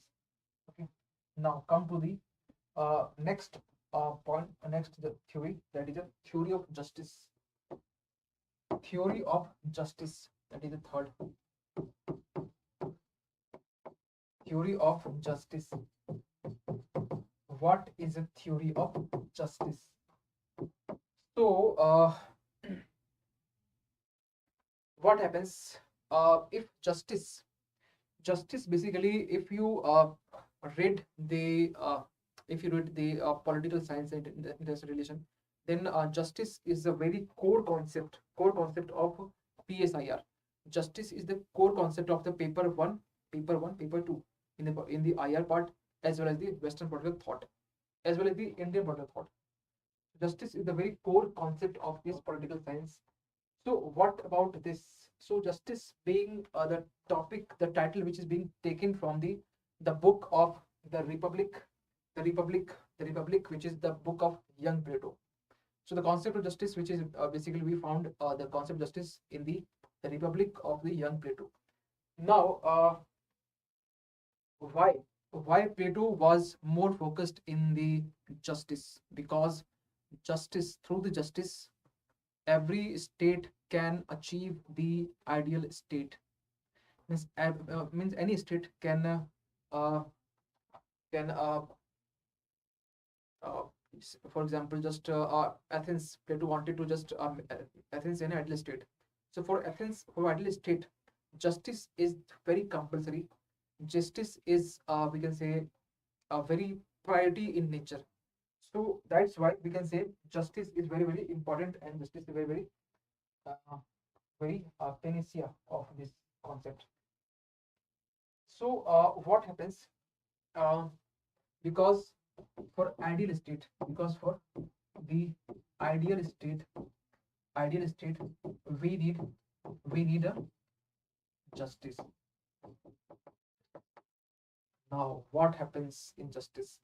So justice, there is a very long-term and lengthy process from the Plato side, because Plato uh, believe that if you come to the conclusion, if you just want to give justice, then you have to um, go through the logical argument. If you have to go through the uh, dialogues discussion part, and in which Plato's used three uh, disciple, three of his disciples. Their name was Cephalus, their name was Polymericus, their name was Thrasymachus, their name was Glaucon. So this name was very important. I just write here, and I will be telling what the disciple of Plato was telling about. So first is the uh, Cephalus. Cephalus. Second one is Polymericus. Polymericus. Polymericus. Third one is Thrasymachus. Thrasymachus. And the last one is Glaucon. Glaucon. So let's take in first Cephalus. Basically, when when the Plato asked to uh, Cephalus, please just stand up and please tell me what is the idea of justice according to you. Suppose I ask to you. Suppose there is a Vicky Das. Okay, Vicky Das, please tell me what is justice according to you. Then you tell me the justice means eating burger and pizza and giving and sharing with someone, that is justice. Okay. Or suppose I ask Anil Gautam. Anil Gautam, tell, yes sir, justice means sharing my notes with some my friends, sharing my notes or ideas with some my very you can say the aspirants, different aspirants, that is justice. And then I means Plato. Plato decided or come to the conclusion, uh, Cephalus and suppose Anil Gautam and Vikas. Yes, your idea is right, but if you only share your notes, but what about the uh, what and how you ensure that those aspirants uh, really benefited from such kind of notes? Yes, this is another part. And Vicky, who having lots of burger and pizzas and just sharing to someone. Yes, yes, sharing is good, but if you consume junk food, that is not good. That is not, that is here is not complete justice. So I come to the conclusion after analyzing your statement and come to the conclusion that is not a justice. This portion justice, but this part is not justice. Again, come to the point. When Cephalus, when Plato asked to Cephalus, please Cephalus, tell me what is justice according to you. Plato, Cephalus replied that doing one duties is justice. Doing one's duties is justice. Again, Cephalus told, paying one dues, paying one's dues is justice. Okay, two statement. Plato replied that yes, if you just consider one's duties, if you're doing one's duties, that is fine. But if you consider paying one's dues, that is not justice. Maybe some suppose there is a uh, two person, okay, and suppose there is a Mukesh and Suresh. Mukesh, what happens? Mukesh just uh, uh, give their pistol, give his pistol to Suresh, okay, for one day, okay, for one day. What happens after the 24 hours? Okay, after 24 hours, when Mukesh came, Mukesh came with a very in hurry up in nature, and uh, means we can consider they have gone their mind. They are just feeling they looks like a very hurry up. They looks like very aggressive, or very we can say they are not control their mind. In that time, Suresh, is is it true to paying one's dues to Mukesh, paying one's pistol to Mukesh? That is it true? No, true. Because in that situation, Mukesh is gone mad. Mukesh is out of control. Mukesh is aggressive in nature. In that time, maybe something wrong can happen. So that time, paying one's dues is not is justice. Only paying, oh sorry, only doing one duties. If you perform their duties, that is fine. That is justice. But if you are saying justice paying one dues, that is not justice. Okay. So that is a come to the conclusion part. What about the Polymericus? Polymericus, basically he is the son of Cephalus. And when Plato asked to, you can ask me, sir, Plato, how old was Plato's? You can just imagine, but Plato's student was not the, it's like suppose I am a faculty, okay, maybe some aspirants, I am under 30, okay, I'm not clearly 25 to 30, okay. So someone maybe come to my class, online class, maybe he is uh, above or upper the age from my side, or who is maybe 30 plus, or maybe something is bigger. That time means same thing, some same condition like in the Plato's having the the two generation, that is Cephalus and Polymericus, that is the son and father. Both have are both were learning from the Plato side. So we can say yes, in that situations and in these situations there is lots of similarities. Okay, so about the Polymericus, what about the Polymericus? So the Polymericus replied that being good to friend, that is good, and being able to enemy. So Plato's replied that yes, being good to friend, that is fine, but how can you identify who is your friend, who is your enemy? Suppose Nepal looks like friend, but his behavior and his uh, steps, his behavior showing something different. Sri Lanka uh, just behave like a friend, but its behavior showing different things. So yes, you cannot identify who is your friend, who is your enemy.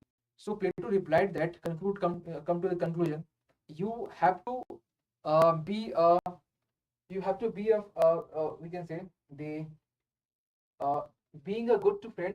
It means you can say being good to all, not only friends. Being good to all. It may be friend. It may be your enemy. So Plato just conclude this the Polymericus statement or replied that you have to good to all. Okay, I come to the conclusion. Okay, basically he just extract out what the justice is all about from his disciples. So uh, that is second point. Next is Thrasymachus. Thrasymachus basically belongs to the sophist school. Thrasymachus. And he just replied when the question is being asked was being asked that yes, what is justice according to you, Thrasymachus? Thrasymachus told that justice is the interest of the stronger. Justice is the interest of the stronger. Plato replied yes. Means in short we can say might is right. Means जिसकी लाठी उसकी भैंस. Might is right. Yes, somehow this is true, but Plato's did not have a concrete uh, reply for the Thrasymachus, because in society, in practical, in reality, it is true, but for Plato having no any concrete uh, reply for Thrasymachus. So Plato, however, just try to manage the things that uh, state are only the interest of a stronger. State state means the government. State are only the interest for the stronger, not for the uh, poor or the weak persons. But Plato just replied that yes, state must have to be treat similar way for strong as well as the weaker sections. So it is yes, in reality it is true, but it is not very but it is very harsh reality again.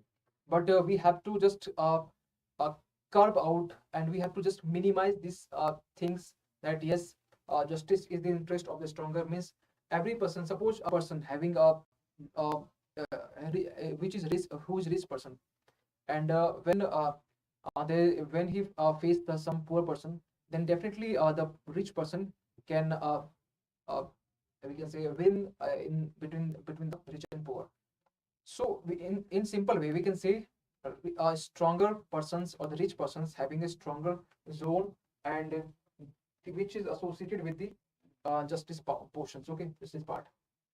So this is all about. Now come to the Glaucon. Glaucon who gives the idea of the justice is the interest of the weaker section, just opposite of the Thrasymachus. But Plato again replied not at all. Plato's replied that justice is the interest of all. Justice is the interest of all. Here stronger, here Thrasymachus means might is right, means जिसकी लाठी उसकी भैंस, and we can say the justice is the interest of the stronger. But again Plato replied not interest of stronger, interest of the all. Okay. So this is the theory of justice. I think this is clear to all.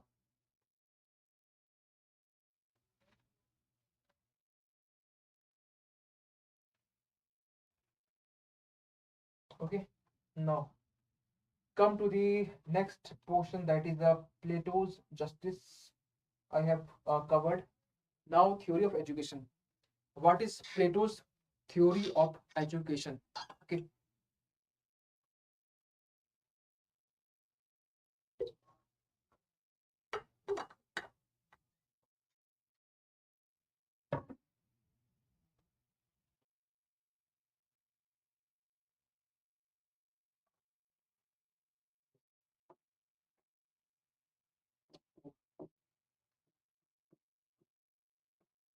Theory of education.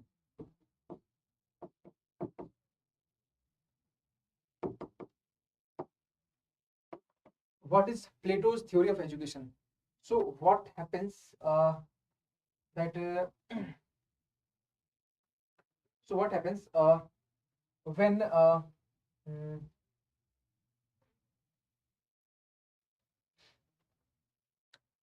why Plato's need theory of education? Because Plato's just wanted that if a philosopher king is ruler, or the philosopher king is the Athenian state, we need education. We need to provide education to those persons, and develop the theory of education, and develop on the basis of a philosopher king. So Plato's develop a theory of education, and the Republic, the book of Republic of Plato, which was considered as a encyclopedia of the theory of education. And Rousseau somehow considered Plato's Republic book the world's best book for education. World's best book for education, according to Rousseau. But what about the theory of education? So, in the theory of education, uh, basically, there are one rival state, that is Sparta. Athens and Sparta's education system was very different. First of all, Plato's analyzed the Sparta education system and Athens education system, and come to the conclusion. Plato's just observed that in Sparta education system, that in the Sparta there is uh, uh, education. There was education in public hand. Public means government. Means government run the public education system. Or again, in this Sparta, Plato's observed that no some good thing, that is no any discriminations, means women also get education, and no any discriminations are there on the gender basis. On this Sparta, yes, there are some like loopholes are there. For example, in this Sparta, people's or students, what they wanted to learn, Spartas just get provide education on the basis. Okay.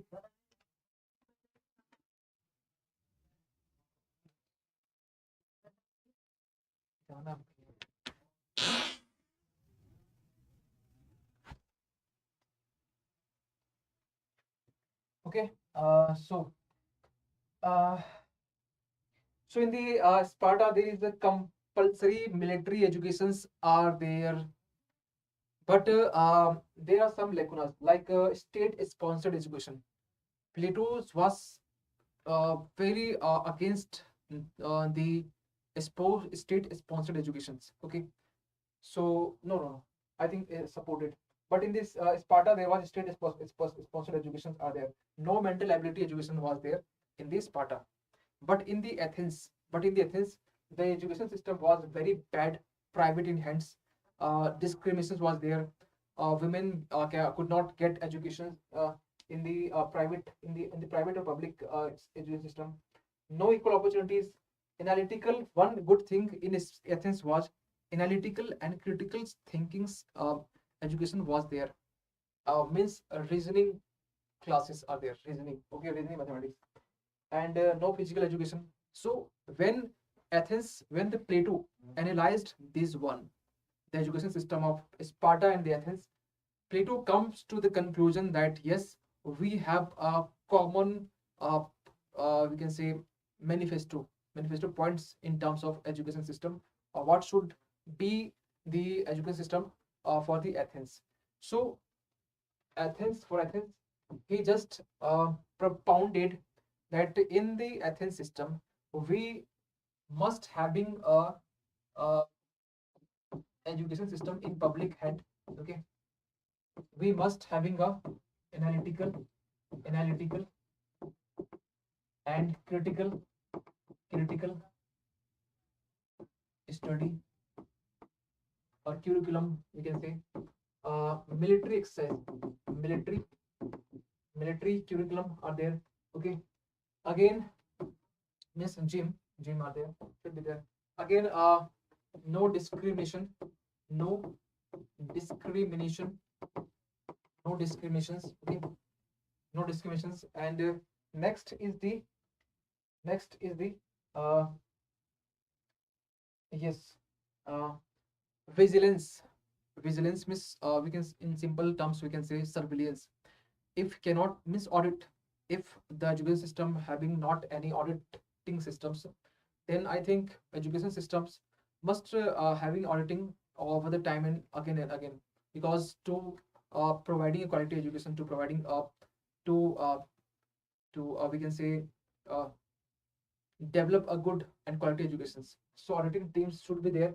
So there are uh, vigilance vigilance are there. Okay, so these are the some conclusion point, these are the some points which basically derived plato derived plato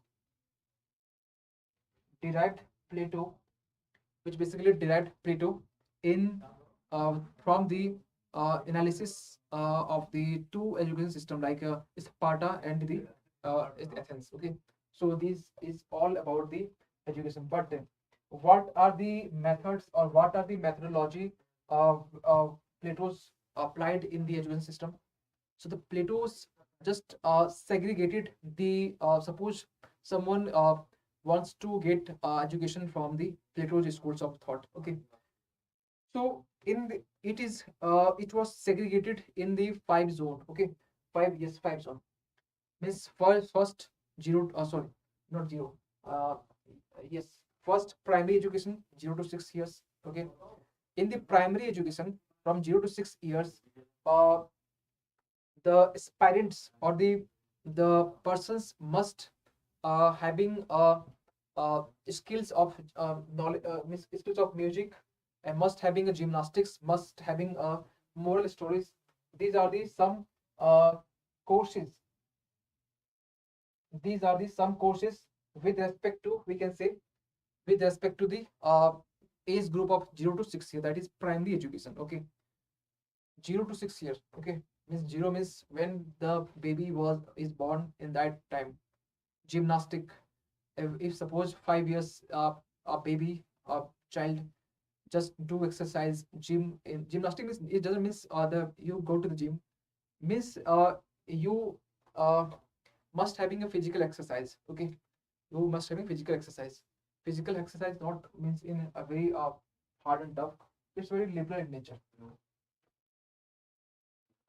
Next is secondary education. First is the primary education. Second is the secondary, and in the secondary education, there must be the age between 6 and 18 is, and there is a 0 to 6, and in this age group,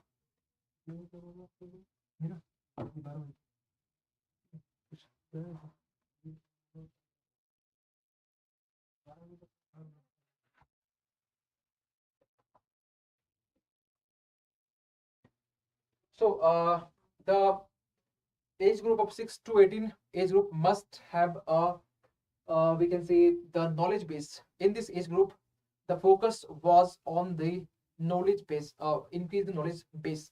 So in this age group, third that is a age group of the 18 to 20. Third is 18 20. Third is 18 to 20 age group. Okay, so in the 18 to 20 age group, first screening was there. First screening. What is screening? Screening means you just filter out, and in this screening, you must provide first military education, and in this way, you got the soul of appetite, means production classes. Okay, in the 1820 years, the persons or the aspirants, we can say, just developed the skills having a soul of appetite. In the first screening, we got the reason of appetite.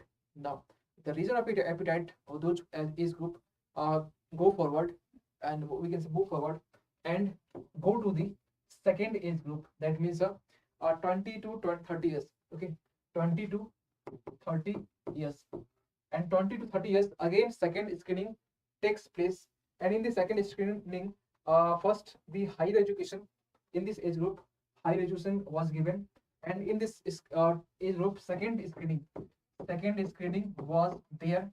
And in this second screening, the silver class, or we can say the courage, the soul having a courage, those persons got filtered out. Okay, so in the first screening, we got the production class, that means appetite class. In the second screening, we got a courage class, or the silver class. Okay, but finally, when the age group of 30 to 35, 30 to, or we can say 50. Okay, 50. This age group, when the person completed the age of 50 in the Plato education system, those aspirants, those persons in this stage are able to become a philosopher king.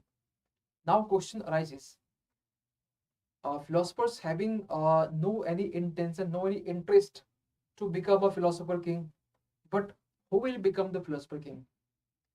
So the Plato replied that yes, the persons or the citizens of that city state requested to the age group of 30 50, when he was just complete 50 year age, requested, please become a philosopher king in my city state. Then philosopher king, having a great knowledge, because he was only interested in the to gain a knowledge, so he just listen to uh, the conscience of the citizens or the persons, that yes, those persons are requested to me, and so that's why I should become a philosopher king.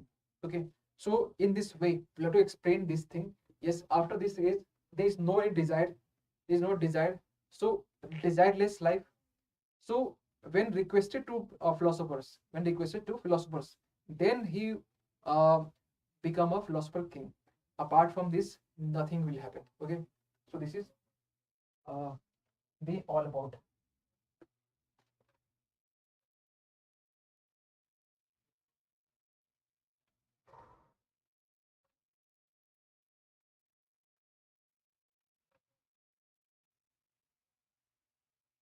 Now come to the next point, that is a theory of communism. What is theory of communism? Okay, just a second.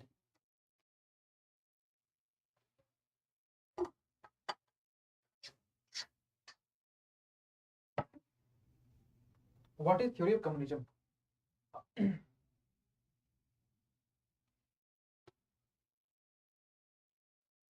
Next,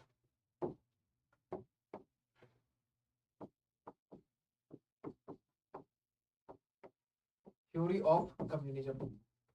Communism. Communism means collective or common ownership. Okay, communism means common ownership, and or simply we can say absence of private ownership, means only public ownerships are there. Absence of public or private ownership and common ownerships are there in simple terms. So Plato basically talking about the communism of property and communism of family. Two communisms, means he basically talking about the communism of family and communism of property. So what is communism of family and what is communism of property? First I will be dealing with the property part. Okay, so in the communism of property, uh, uh, in this property, ruling class. According to Plato, ruling class do not have a own property. I mean, suppose I am a philosopher king, I must do not have a own property. Okay, but right now the condition is very different. Every politicians have multiples, multiplex. Okay, flats, buildings, bungalow. Okay, so but according to Plato just wanted to express one thing. The ruler or the philosopher king uh, do not have any own property. Okay, that is on not on property, but there is a uh, common property. Okay, common property. So this thing, but uh, why? Again, question is why? Why Plato just wanted to give this one? Because Plato just wanted that there is a double safeguard. Suppose a philosopher king, a person after the age of 50, who become a philosopher king, maybe his appetite may dominate. His appetite may dominate. So Plato just wanted to give double safeguard in terms of the communism of property. Okay, so the for the communism of property in the family, property. So Plato just wanted to give a communism of property in terms of that he has to provide double safeguard, double safeguard for society, city, state, double safeguard of philosopher king, double safeguard of Athens state. Okay, so this is the about the property. But Aristotle, Aristotle completely disagreed with the communism of property of the Plato's ideas, because according to Aristotle, according to Aristotle, property was a source of we can say motivation. Property was a source of recognition of man. Property is property is exist when men is for the men of reason. Property is a source of charity. Property is a sense of self-worth. Property is property basically motivate to do more hard work. Okay, and so this is the uh, basic argument when Aristotle replied to the Aristotle's communism of property. Means here, yes, definitely Aristotle is a very great disciple of Plato's, but but Aristotle also considered as a very great criticizer of Plato. Okay, because somehow yes, there are some similarities are there between Aristotle and Plato, but there are numbers of dissimilarities, or there are number of disagreement between Aristotle and Plato's. Okay, so types of communisms are there. Now come to the next, that is the what is family? What is communism of family? Meant of guardian class or family is suppose. Okay, Plato's a very big quotes, a very big statement that family is a bigger evil than property. Family is a bigger evil than property. How? Suppose in today's era, okay, uh, suppose we have a family, okay, always everyone have a family, and if you got selected in the UPSC and you become an IAS officer and you posted on something one your favorite district, then what happens? Maybe you may involve in corruption because of the family member. If suppose your family member uh, by chance involved in some offense, then uh, intentionally you intentionally uh, try to save your family member, and this time the family member become an evil, then property, then your post, then your image, then your credibility, then your we can say the prestige. Okay, so in simple we can say Plato's this statement was, suppose in the your essay, only this statement is being asked that uh, family is a bigger evil than property, and you have to write about uh, suppose 1500 words. How you can write? You have to start such a way that yes, there are some instances are there. You have to give some real life example. You have to give some real uh, uh, uh, personalities examples. So yes, uh, this may be asked, or this may be asked in your prelims, in your GS paper 4, in GS paper 4. Okay, now, so this is all about the family. In the communism of family, Plato's is traced in some other aspect that there should be a communism of wives. Wives is patni. There is a communism of wives. How you decide the wives, communism of wives? Plato's replied that yes, there is a ableist men, there is ableist women, and they got married, and after that, um, there is a when child is there, then the responsibility and the duties of the of all the women's or the females to all the child. Okay, so the family of wife, so the community of wife means, it doesn't mean, it means one wife having numbers of husband. It doesn't means yes, there were marriages, but there are marriages on the basis of ableist men and ableist women. Okay, so this is the all about the communism of family and the property. Okay, but Aristotle again replied to Plato's and against the communism of family or the wives. Aristotle replied that yes, family is the source of emotional stability. You cannot put under the communism of family. Family is the emotional source of emotional stability, source of. So, and this is time tested institutions, family, because there are marriage, their properties are there. But if you just talk about the communism of wives, uh, Plato just wanted to back to the barbaric ages. Okay, so communism of family, which are not prevalent in that time, even in this time. Okay, this time even. So Aristotle very strongly replied to Plato's, yes, we do not have a communism family and communism property. So for the communism family and property, Aristotle hardly strongly replied strongly against with this concept and theory. But state, there should be philosopher, there should be state, there should be a democracy, there should be a no, sorry, there should not be a democracy. Something similarities are there between Plato and Aristotle with respect to state, with respect to democracy, and with respect to any other things also. So this is all about. Now, one question again arises to my mind: communism, regarding communism.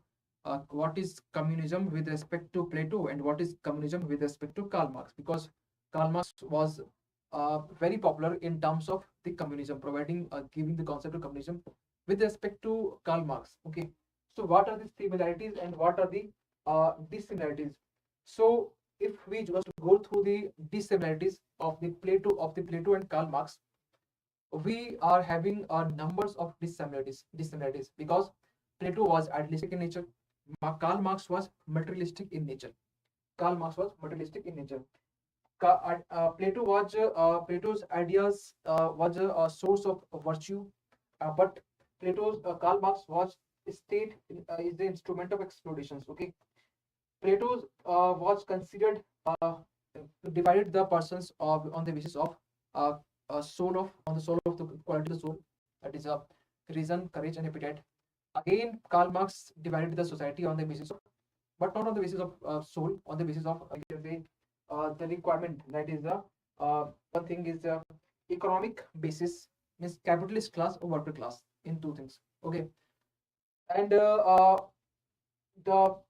Plato's revolutionary was very mental or very intellectual in manner, but the Karl Marx, the revolutionary step, because Karl Marx also a revolutionary.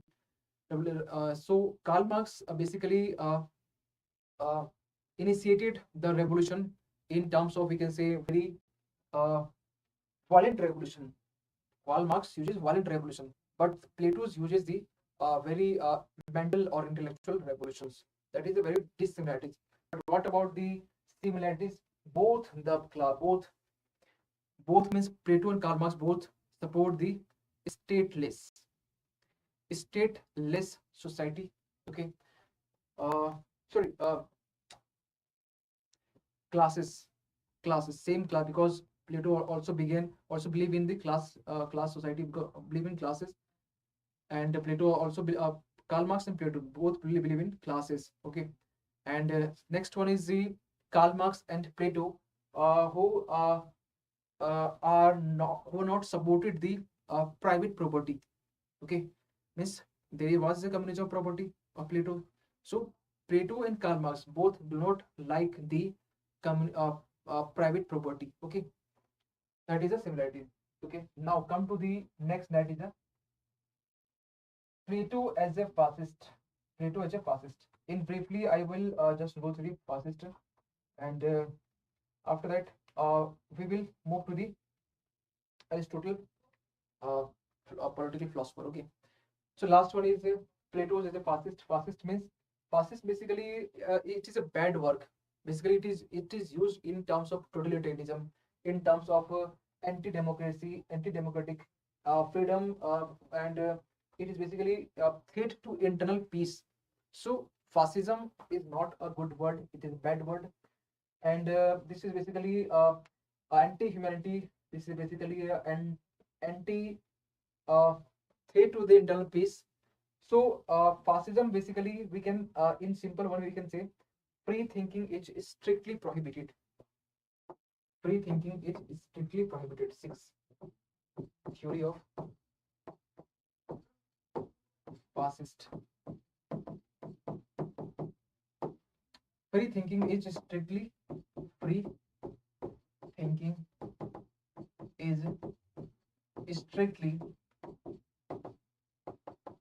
prohibited. Free thinking is strictly prohibited. Okay. So the main core point is this one. Now, what happens? You already heard about the uh, Italy under the Mussolini. Okay, you already heard about the Germany under the Hitler. Okay, Nazism, fascism was there. Basically, it is based on the fascist theory. Okay, okay. Basically, it is based on the racial discriminations, and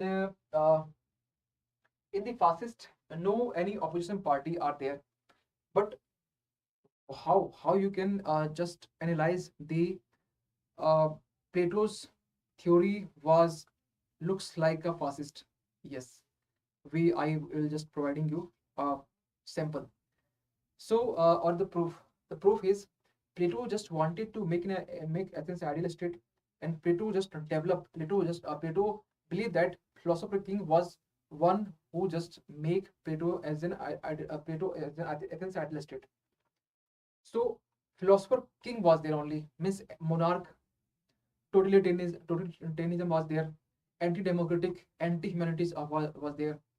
So when we always or only support the only one rule or one party, that is a we can say the uh, fascist in nature. So Plato's works looks like fascist in nature, but Plato's intention was very different. Yes, it looks like, but intention was very different. Okay, so that is the uh, fascist, about the fascist. Okay, so if we just go through the what are the characteristics of the fascist state, so there are numbers of the characteristics are there. For example, we have a supremacy of state. We have peoples having no right, only duties are there. No fundamental rights are there. Peoples having the regimentive societies, leader which is considered to be a superman, and again imperialistic in nature. That is a characteristics of the we can say the fascist nations. Okay, and Karl Popper basically, who criticized the Plato along with Hegel, along with Karl Marx, that Plato and these two remaining philosophers, scholars, are very enemy of the open society. Yes. So you can use this statement in your the question is being asked in from your Plato's or any other part, you can use this statement. And in uh, the separate bilingual classes, I have already done this topic in comprehensive in manner. Comprehensive. Okay. In today's session, I am just going to the glimpse, or we can say in the revision mode. Okay. Now come to the next philosopher, that is Aristotle. Okay. So I just take break for a few seconds.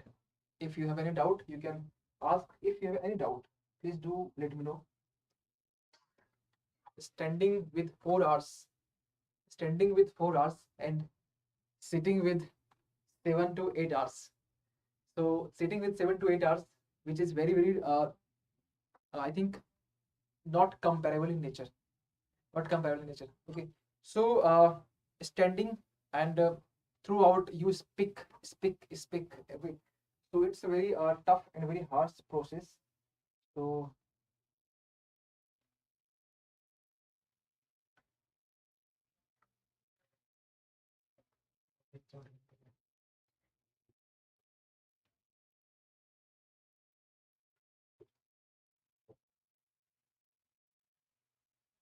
okay, fine.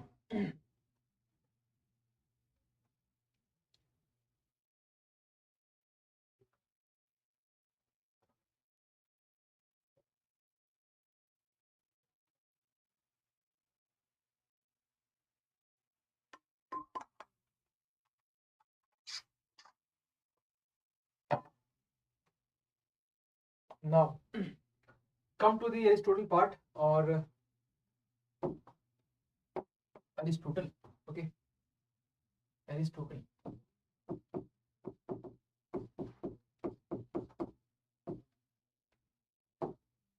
So one thing you need to know first, Aristotle is a great disciple of the Plato's, and again we also consider the Aristotle was a very uh, and also consider the father of political science. Okay, because he studied 54 constitutions of different countries. That's why we called Plato as the father of political science. Okay.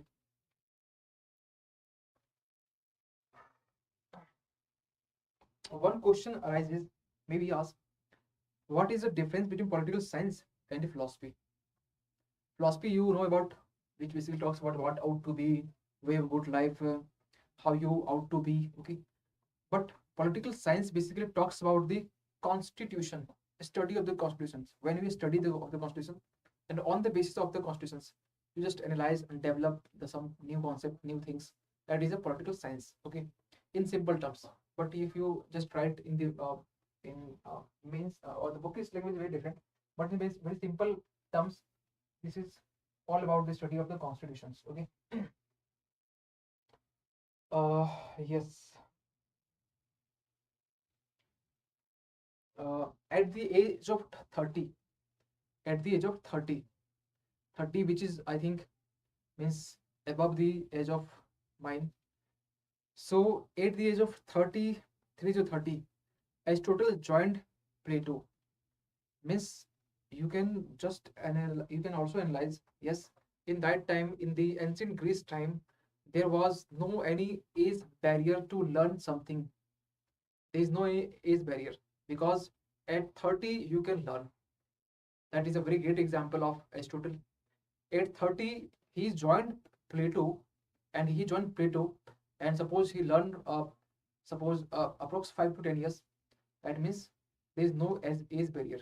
So when you feel, yes, that is the time, I have enough knowledge, I have enough content, and no, nothing is update. That means the time when you are declining, your declining start. So always be a learning mode. Okay, never satisfied. Yes, but for UPSC prelims or mains, I have some limited knowledge. But you have to limited. You have to minimize in some syllabus. But on the other side, on the daily basis, you have to update. And the best source is the current affairs. Best source is the uh, newspaper. Okay, so never ever think about the learning is the stop, learning is the completed. Okay,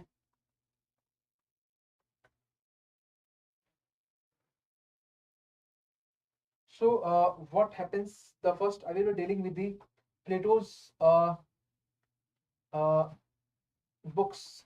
Plato's most famous book is politics. Book is politics. Politics. Okay, most famous. Why book we are mentioning?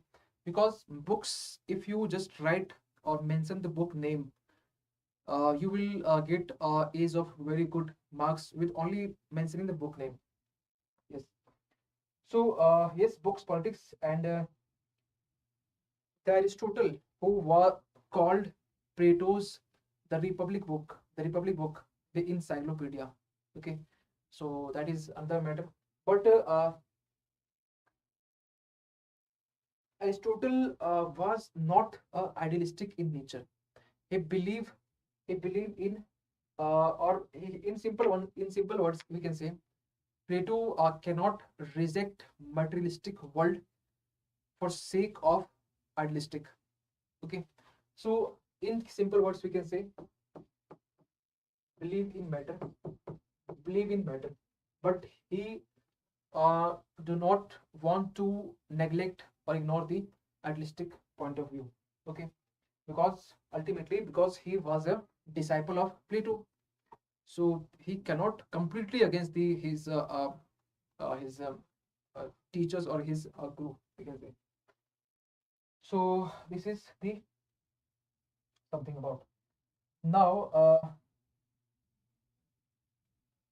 First, Aristotle believed in the golden mean theory. Plato believed in the golden mean theory.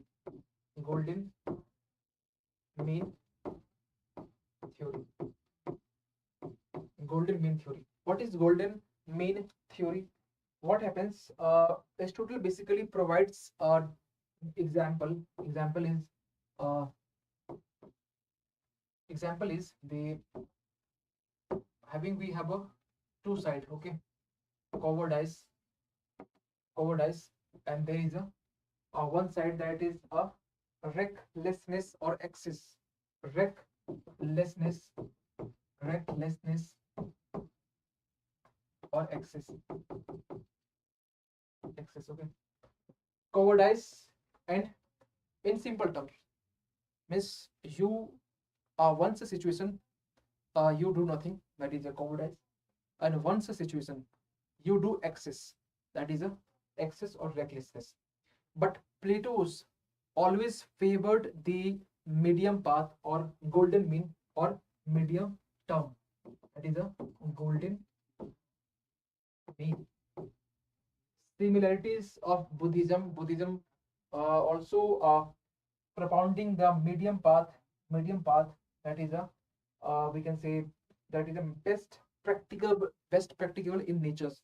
So same for Buddhism, same from Buddhism. Aristotle propounding the theory of golden mean. Golden mean means we we do not go through the extreme zero, and we do not come to the extreme excess. Okay, or recklessness. So we always having golden mean, and golden mean which is very practicable, or we can say best practicable in nature, best practicable in nature. Okay, so this is all about, or in simple one what we can say, that is moderate knowledge. Okay, moderate knowledge. So Plato's uh, if we in briefly, if we just categorize or just differentiate Plato and Aristotle, we can differentiate in terms of, suppose Plato believes in perfection, Aristotle believes in the moderation. Plato was idealist, but uh, Aristotle was pragmatic. He was pragmatic. Okay, pragmatic.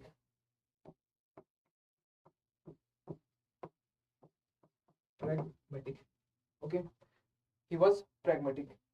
Again, Plato believed in the best, but Aristotle believed in best practicable. That is the very basic difference between Aristotle and the Plato's. Uh, and next one is the one thing. Uh, Aristotle was patriarchal in nature. Patriarchal means who believed in the uh, male gender, who believe in male gender, who dominate in the society. So patriarchal, patriarchal, patriarch, patriarchal in nature. Okay, patriarchal in nature. Why? Why patriarchal in nature? Because the Aristotle theory of citizenship, Plato uh, ignored or exclude the women's, child, old age, or slave. So why women? Because women, I should believe that women's only be a be a be a only be a only around the four walls of the house. She cannot involve in the decision making or legislative formulation bodies.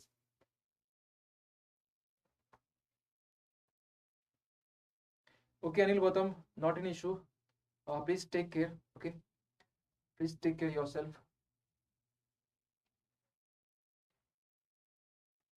Okay, no problem. So what happens that uh, where I am, where I was, actually, yes, patriarchal in natures. And next one is why patriarchal? Because Aristotle limit the women's role in the state legislations or state executions. That's why Aristotle believed Aristotle was considered as a patriarchal in nature. Next one is he belongs to the school of teleology. What is teleology? Okay, what is here I write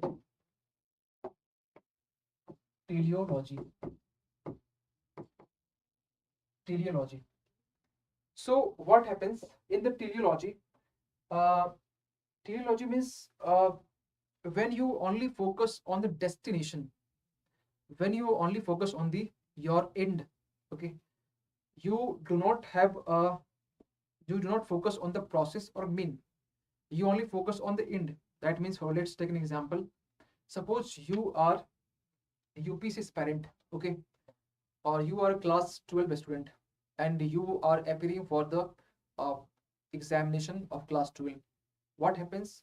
You are not preparing well, but in the examination hall, someone offering to you a cheat paper. Okay, and you accept it, you completely accept it, and just copy paste from the cheat, and um, just copy paste, and you got a rank 1 in class. You got a rank 1.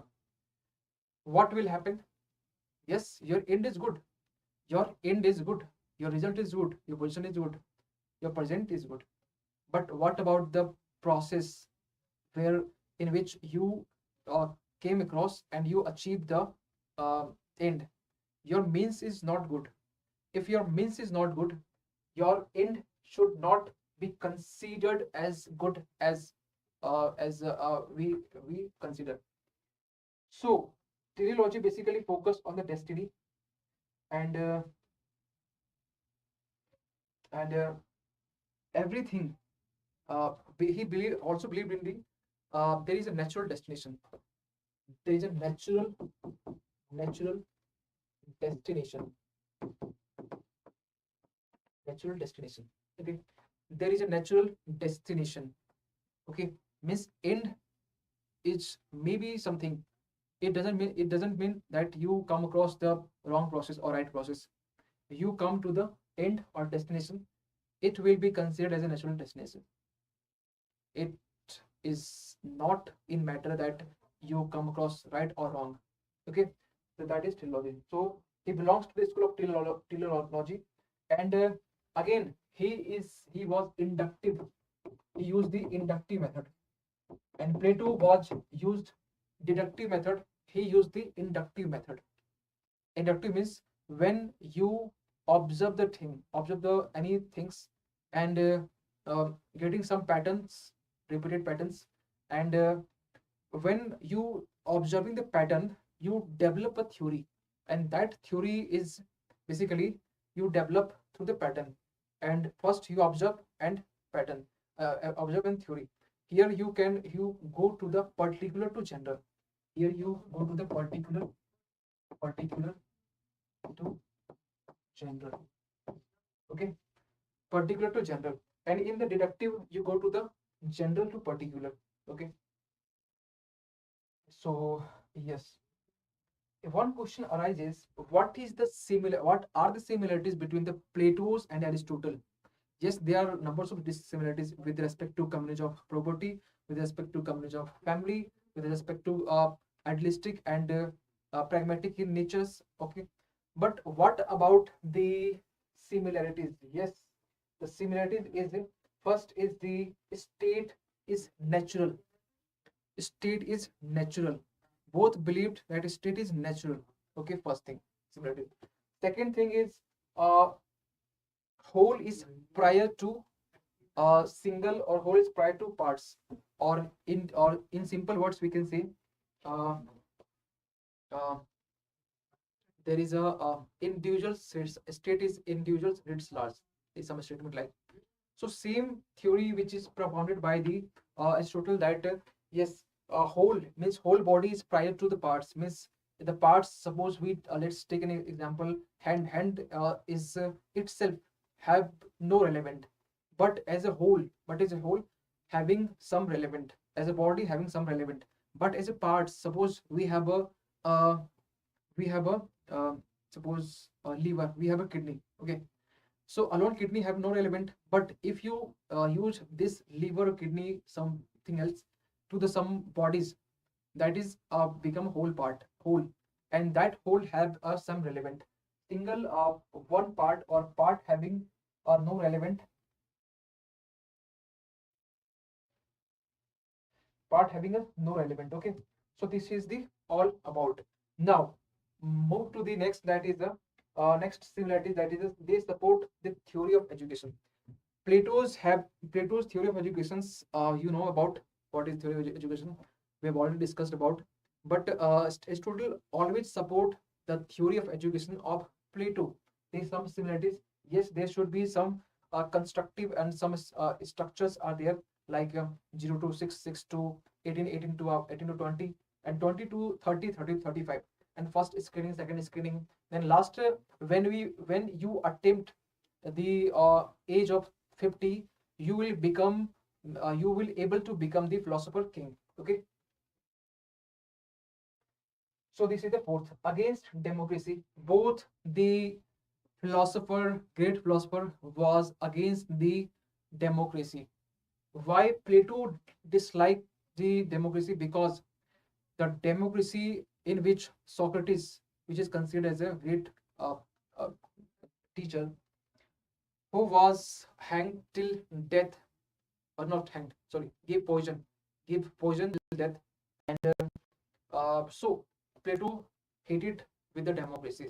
Okay, and again, Aristotle have a different point of view with respect to the democracy, with respect to polity, with respect to aristocracy, with respect to oligarchy. I will come to the point, but both similarities having in terms of the democracy, which having a same uh, uh, point of view with respect to democracy. Okay, and both are against the democracy, not favor, not against the democracy.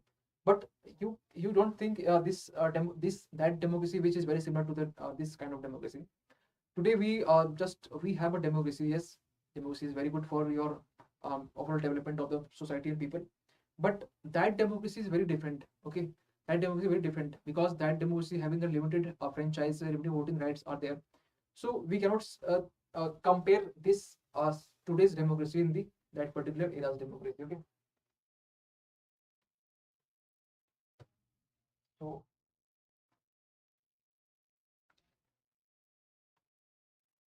come to the next, that is the theory of state. Okay. First is theory of state.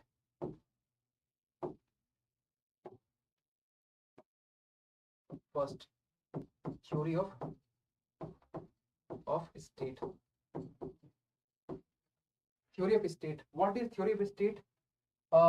Basically, what happens?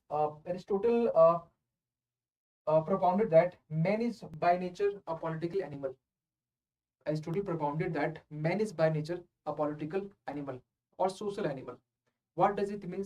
It means that man cannot take away from the state, because man or person is a part of the democracy or the state. For like we use the term that is whole is prior to man, whole is prior to parts. Okay, so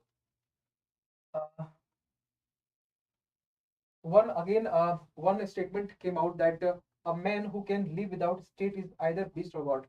A man who can live without state, who is either god or beast. Beast means in Hindi we can say dusht dano. Okay, so beast. Okay, so this is all about. And again we favor the state and express the state is the highest association of the association, highest of all association. State is highest of all association. Okay, and one statement, no one or the man who can live without state, that is god, that is or beast. So these three statements basically propounded by the Aristotle, and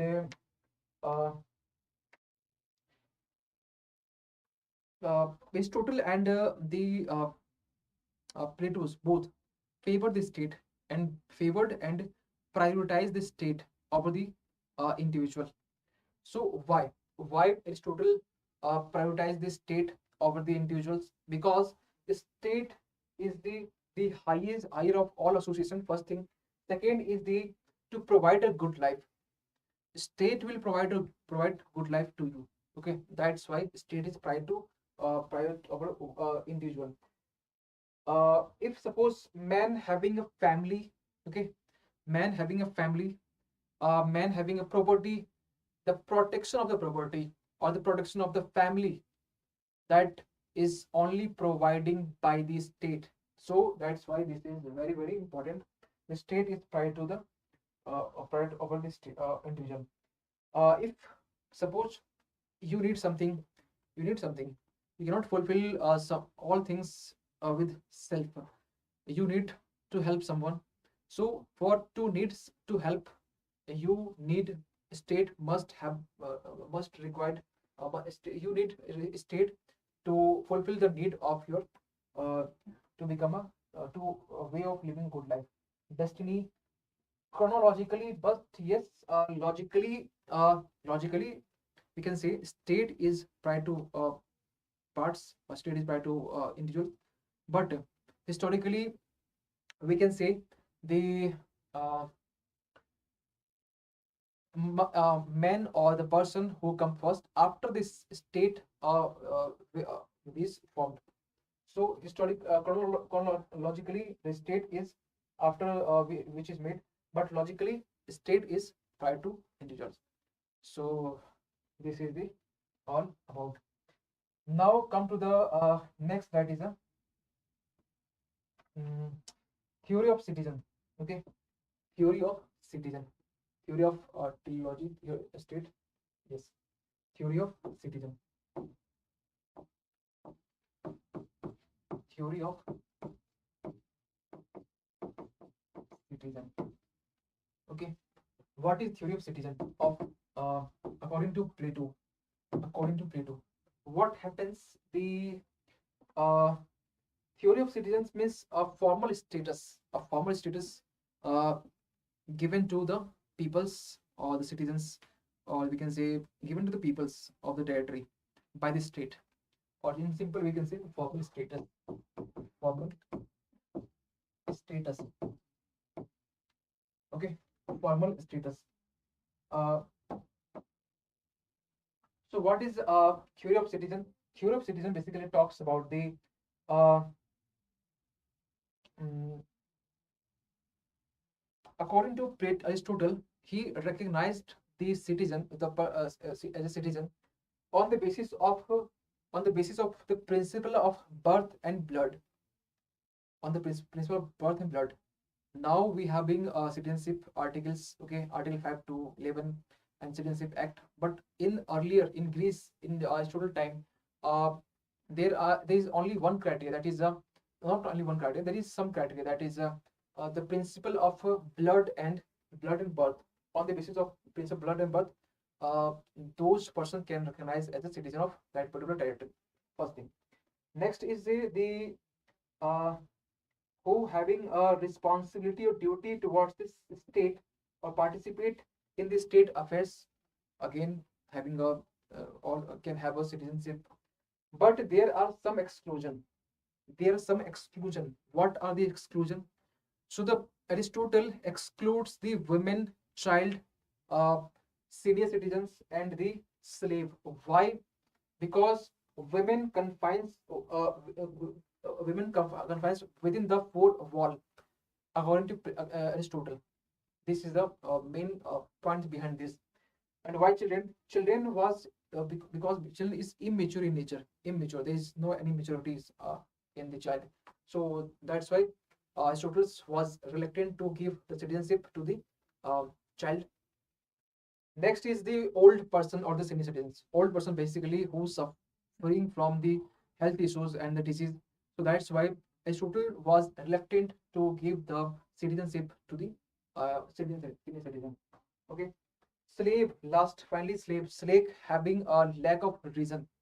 Having a lack of reason, that's why Aristotle could not give the citizenship to the slave person. So that is the exclusion. Okay. Yes. There is some criticism for the idea of the citizenship of the theory of citizenship of Aristotle.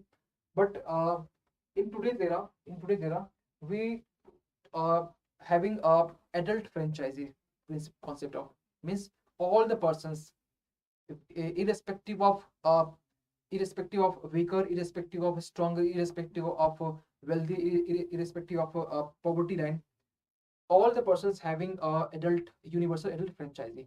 Okay. So we do not we right now we cannot segregate on the basis of slave, on the basis of old person. Even a slavery system is still not exist in India. And the women. Okay, this is all about. So now some criticism or criticizers talked about the uh, theory of citizenship of Aristotle was very narrow and ignored a very large section of the people. And this is not uh, this is basically talks about the active citizenship. This is basically talks about the active citizenship. What is active citizenship? Active citizenship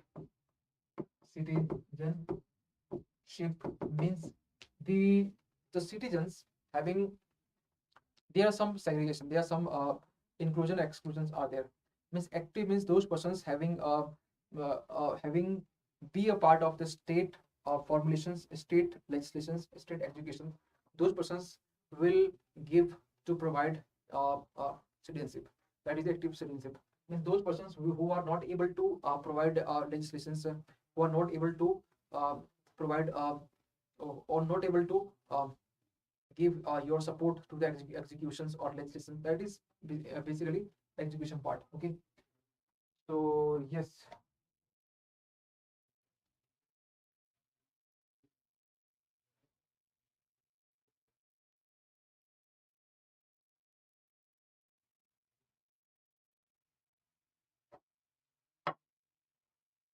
So this is all about.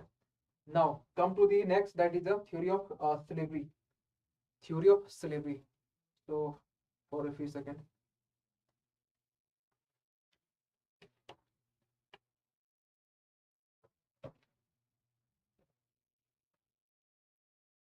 I think I should break for a 2 minute. So 2 minute breaks are there. 2 minute breaks.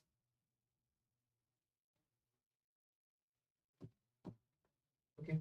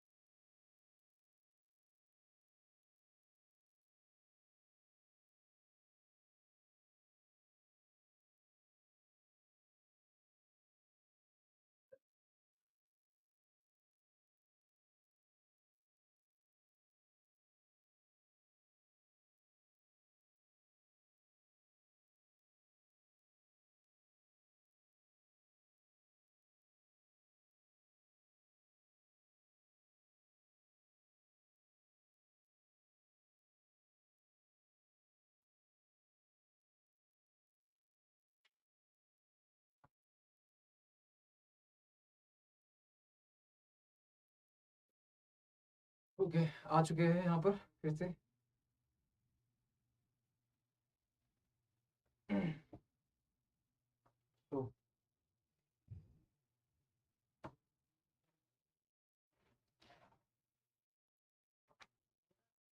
So I have done with the theory of citizenship, and now come to the next theory, that is a theory of slave, a theory of slavery system. Okay, theory of slavery. Third one is theory of slavery. Okay, slavery. What is theory of slavery? Theory of slavery basically means the Aristotle just wanted to justified the theory of slavery. But here first he categorized slavery into two parts. First is the natural slavery, okay, and the slavery in two parts. That is, first is natural slavery, and second is the slavery which is legal in terms, natural or legal. Okay, natural, natural or and legal. What is natural? Natural means suppose a person which is hereditary in nature, and he slave because of his ancestor or his father or his grandfathers was slave. That's why he was a slave. That is a natural slave. Okay, but what about the legal slave? Legal slave, very best example is the prisoners of war. The very best example is the prisoners of war. Okay, prisoners of wars. Okay, so when two country fight in between, and in between, suppose one country defeated second country, then the armies, which is basically imprisoned, or it's not imprisoned, become a prisoner, during the war. That armies or that personnel, which we basically called as a prisoners of wars. Okay, so in this way, if in this way the this way we create a legal slave, and this legal slave system basically Aristotle was against this legal slave system. Aristotle favored the natural slave system, that is this one. The natural slave Aristotle favored, and this one Aristotle did not favor. Okay, so this is the slave in the basis of slave, natural and the legal. In the but what about, okay, slave having no how you can define slave? Slave having no reason, slave having no conscience, slave having no courage, simple, having no knowledge, having no ideas, that is a slave. But just opposite, what about the master? So in the master, having a reason plus courage plus logical reasoning plus debate, discussion, dialectic, something aspects. Okay, so this is the next portions. According to Aristotle, there are two types of people. There are two types of people. So first is mentally strong people, and second is the uh, physically strong people. Yes, we uh, very strongly have to accept this one, that in the world, in the society, we are having two types of people, having physically and strongly strong person. So physically strong person, I just want to give an example. In the army, in the police, or in the CRPF, in the other personnel, we must require a physical strong person. But for the intellectual side, but for the law making process, but for the management, but for the administration, there must needs to be a intellectual or mentally strong person. So there are two categories according to the Aristotle. Okay, so now come to the next, that is the utility of slavery. What is utility of slavery? Why? So here Plato just wanted to give uh, four reason. What is utility? Why Aristotle more favored for the utility of the slave? Because of there are some reasons. What are the reasons? The reasons first is the useful for economic system. If there is a slave, there is a more production. Okay, because slavery was basically involved in the production system or economically, and that ultimately convert to the economic strength or economic growth. So next one is the good for state. Good for state means, because if some suppose if there is no any physical strong person, if there is no slavery, who will work for other works, for like cleaning, sanitations, hygienes, and other low works. So yes, in that, not according to me, according to Aristotle, not from my side. Okay. So next is the good for slave. How it is good for slave?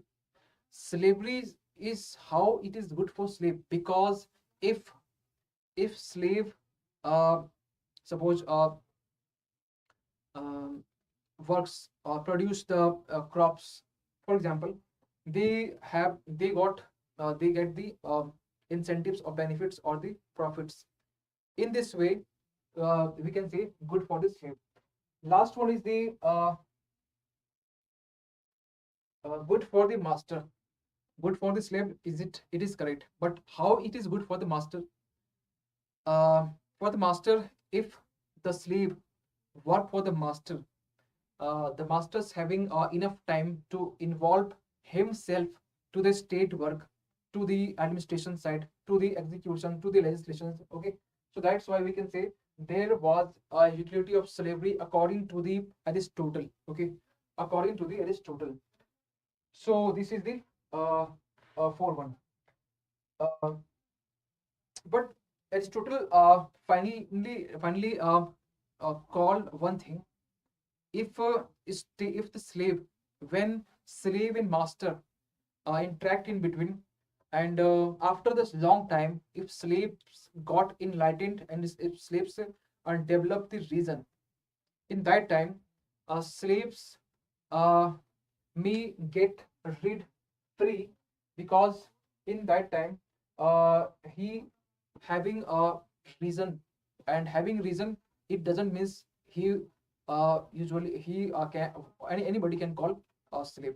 So that's we can say in this way Aristotle was somehow liberal for towards this slave. But yes, definitely utility of slavery was prevalent in that time according to Aristotle, and he justified the slavery of utility. Okay, so this is the all about. Now, some criticisms are there. What are the criticisms? Criticism basically comes from the various scholars like Immanuel Kant. Immanuel Kant basically talks about the man is end in itself. Man is end in itself, and Aristotle believes that yes, man is considered as a means, but according to Immanuel Kant, man is end in itself. So that's why there has come some criticisms. So we cannot treat as a man as a means.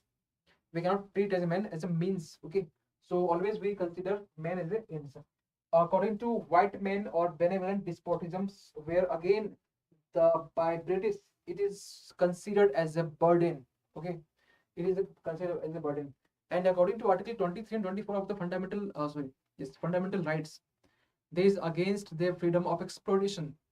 That is against the Aristotle theory of slave. Okay, so yes, there are some critical argument are there, and slavery which is not justified right now, because slavery system is not there in India. Even some African countries we can yes still prevalent we can see, but India we have not any evidence. Okay, finally, last one is not last one. Theory of property. Theory of property. Theory of property. Fourth one is theory of property. Theory of property.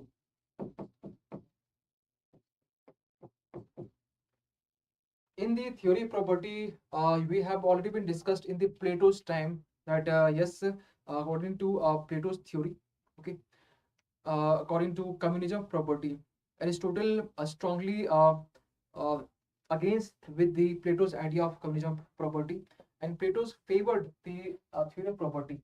Basically, it will give motivation to do more hard work. Yes, and again, there is a the having the property is a man of reason. Having the property, we can say there is a we having some motivations, self-worth source of motivation, having a charity, okay, and some stakes involved in the state side. So there are some advantages are there if we have a property. Okay, so we do not use the combination of properties. Okay, so now move to the theory of property. Basically, Aristotle developed the theory of property on the basis of three ground. Three ground means uh, first is common ownership, and common use. Suppose I have a pen, okay, and this pen which is purchased by 5%, okay, 5%, and 5% and 5% also using this pen, okay, all of them, 5% purchasing and 5% using. What will happen? What will happen? Let's see. Look, this pen after some time, after short interval time, maybe harassed, maybe we can not harassed, we can say destroyed, or maybe break down. Okay, so Aristotle uh, we can say express that the common ownership with common use is not preferable, and we cannot use this type of concept in the theory of property. Okay, means he just only replied that no one's responsibility. Common ownership and common use means no one's responsibility. Okay, and it neither productive and nor good in the society. Okay, fine. Now come to the next, that is the common ownership and individual use. Second thing, common ownership and common use. Common ownership and common use. Individual use. If suppose 5% purchase this pen and only one person, suppose me, one person using this pen. This is fair or not? Not fair. Not fair. Simple statement. Not fair. So this is very exploitative in nature. This is very illogical. This is very impracticable, and this cannot be happen in our society anymore. Now third is the individual ownership. Individual ownership means I suppose I purchase this pen, and common use, and this pen using by common people by 5%. So Aristotle supported this idea of individual ownership and common use because this is very productive in nature, and socially this is very useful. Okay, that's why he supported the idea of individual ownership and the common use. Okay, now yes, there are some criticism similar as the Gandhi. Uh, Suppose let's take an example, CSR, corporate social responsibility, 2% right now. So this is a very good example of corporate social responsibility. Okay, now come to the theory of justice. Theory of justice 5. Theory of justice. What is theory of justice according to Aristotle? So yes, there is a general justice and there is a particular justice. What is a general justice and particular justice? So yes, this is very general justice and particular justice.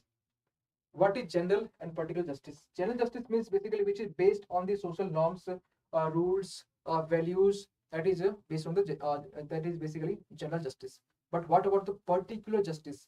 Particular justice, which is basically differentiate. We can differentiate. This one is distributive and rectificatory.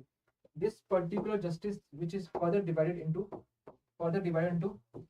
uh, distributive and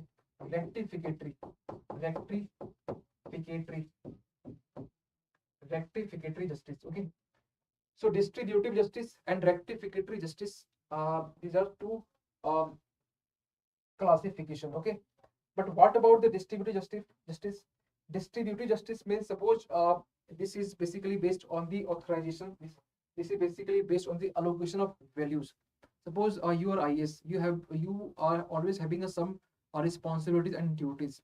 That is you decide some civil justice, you decide somehow criminal justice. Okay, so you are IAS officer, you are having this responsibility, you are having your duties. That is distributive justice. It's a very good example. What about rectificatory justice? Rectificatory justice is very extreme in position. For example, for the rectificatory justice, suppose if you uh, did some offense in not in terms of a very big offense.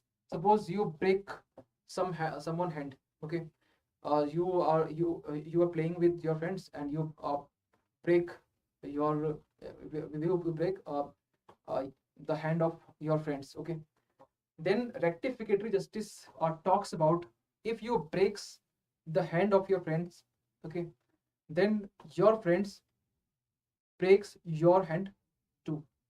That is rectificatory justice, man. That means tit for tat. If you slapping me for if you slapping me for twice, I will slap again you twice. Not once, not thrice, twice. Means tit for tat. Same impact, no compoundable impact are there. Same impact. Okay. So that is a rectificative justice. So or in simple we can see what's the crime, what's the offense of the label. The justice is according to the label of the offense or the criminal or the crime. That is the rectificatory justice.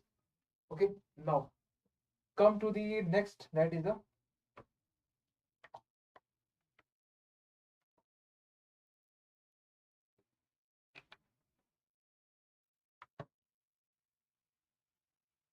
theory of equality. Theory of equality. What is theory of equality? 6. Theory of equality.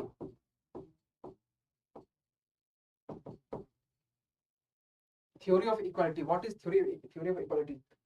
Basically, this theory of equality linked to the theory of justice. According to Aristotle, it is unjust to treat equal unequally. Means those who are equal, if you treat unequally, this is injustice. This is inequalities. Okay, and it is equally unjust to treat unequal equally. So if there is equal persons, okay, and you treat unequally, that is an injustice. Okay, and if two unequal person, okay, and you treat equal, that is injustice. Means equal person treat equally and unequal person you treat unequally. Okay, that Aristotle wants to deliver. Next is the basically what happens if there is inequalities. If there is inequalities, there will be more chances of revolution. Okay, more chances of revolution means there may be seditions, there may be there may be some offenses regarding. So there is one thing. Yes. So if there is inequalities, it leads to revolution. It leads to revolution. Revolution, seditions, crimes. Okay, that is a theory of equality. In short term, I just briefly expressed. If you just want to uh, uh, look go through the study of these portions, you must go to the playlist of the PSIR of mine. Basically, where I covered this topic in a very comprehensive way with the proper notes. Okay, so you can refer this channel, and this was the bilingual in nature. Now come to the next, that is the theory of constitution. Theory of constitution. What is theory of constitution? Number 6, 7. Theory of constitution.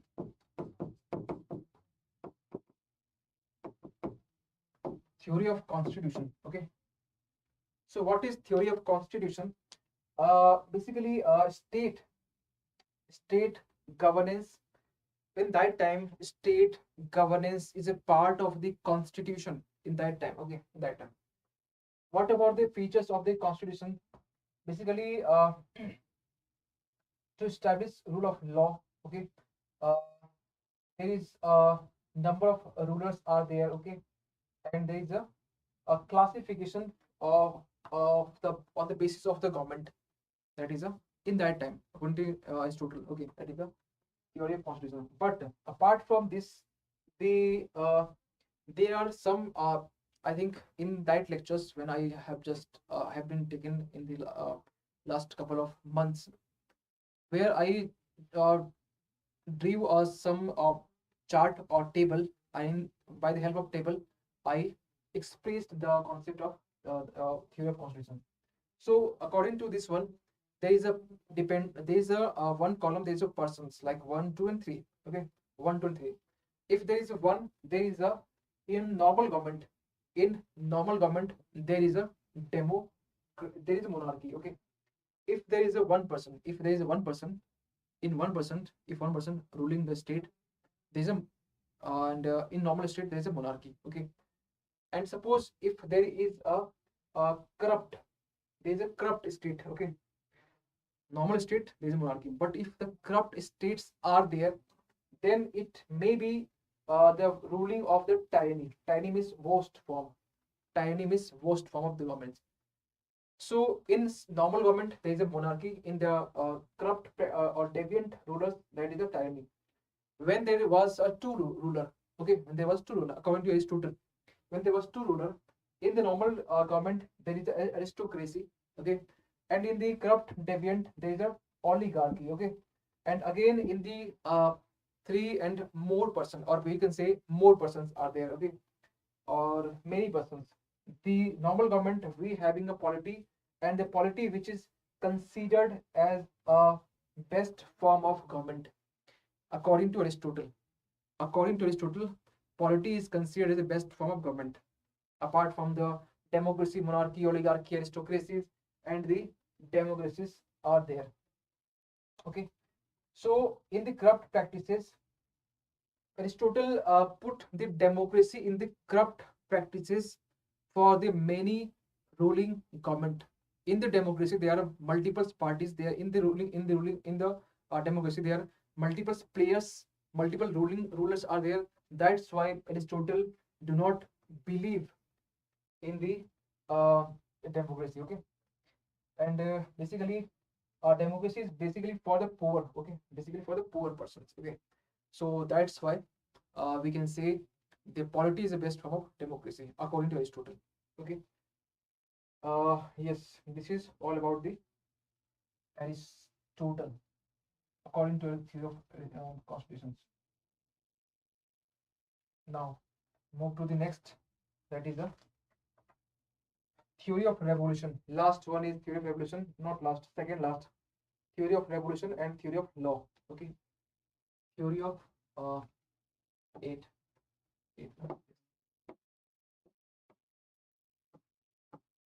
Theory of revolution. Theory of revolution, and ninth is the theory of the law. Okay, first I will be dealing with the theory of revolution. What is theory of revolution? So in the theory of revolution, what happens? Aristotle first want stability. Aristotle never like the revolution, but this revolution basically linked to the theory of equality. If there is inequality, it leads to the revolution, and if revolutions are there, it leads to instability or instability. So what are the common reasons for feeling of inequality? Common reasons means if you do not get justice, that means you are in the inequality in positions. That is, you cannot get equality. So for stability, first you provide the justice in terms of equality. Okay, so what are the general reasons? Basically what Aristotle providing you the basic or the big reason for the why there is the revolutions in the state.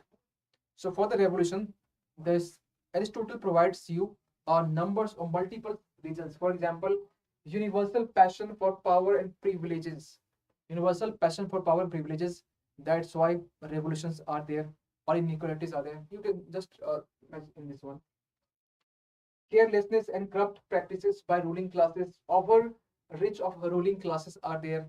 That's why the revolution you can also witness huge gap between income and wealth. huge gap between income and wealth. That's why revolutions may create gives under importance and more importance. Means someone, if you provide importance and someone you provides under importance, you means you do not provide some importance, that also creates some inferiority or inequalities. So that is another point. Sudden inflow of foreigners. If foreigners just migrate to our country or some own country, okay, that is also create that is also be the reason of to create revolutions. And ruling class in uh, suppose ignore these small changes. Ruling class, suppose for example, let's say Dhananand in the Maurya Empire, sorry, before Maurya, Dhananand Empire, Nanda Empire. So that is the ignorance of Alexander's invasion. So that is a very good example of the when the ruling class ignore small changes, that's also be the uh, reason for the revolutions. Changes in inevitable because people like changes.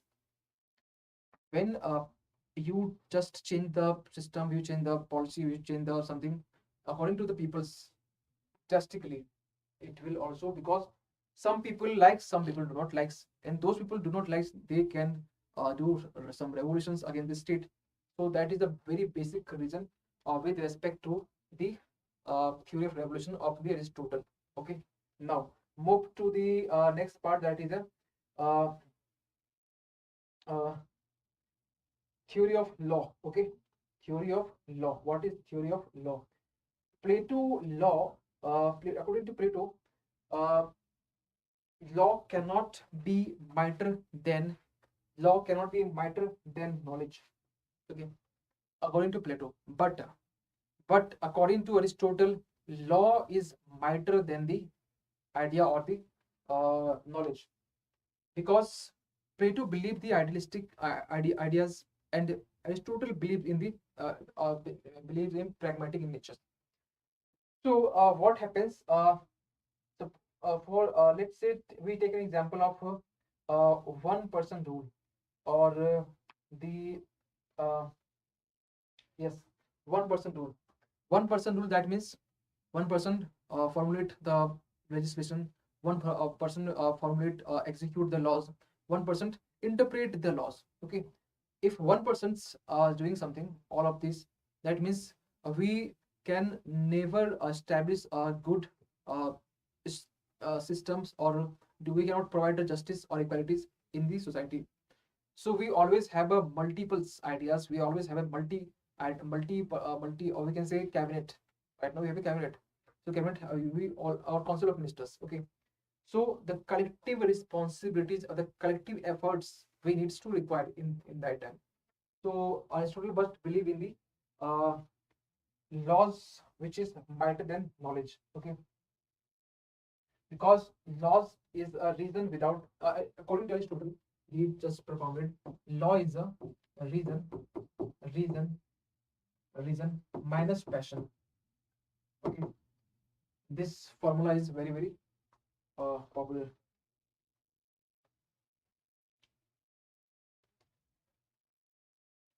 So this is all about. So Plato and Aristotle, almost we have done these two important topic.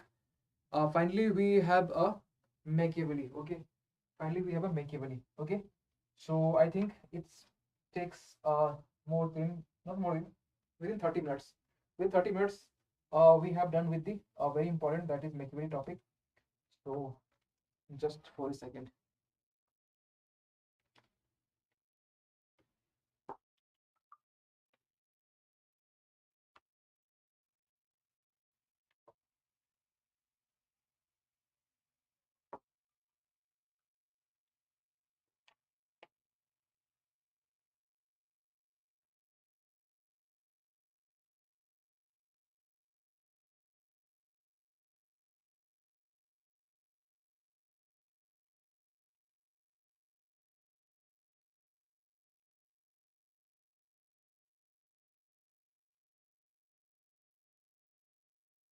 Yes, come to the Machiavelli.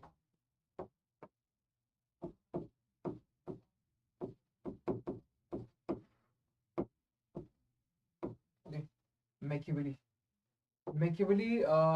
For Machiavelli, one thing comes to my mind that basically he was belongs to the Medicis family, and uh, we can say rich family. Okay, belongs to rich family. Public office was very he served, and he multiple times hold the higher post. Okay, and one thing he just uh,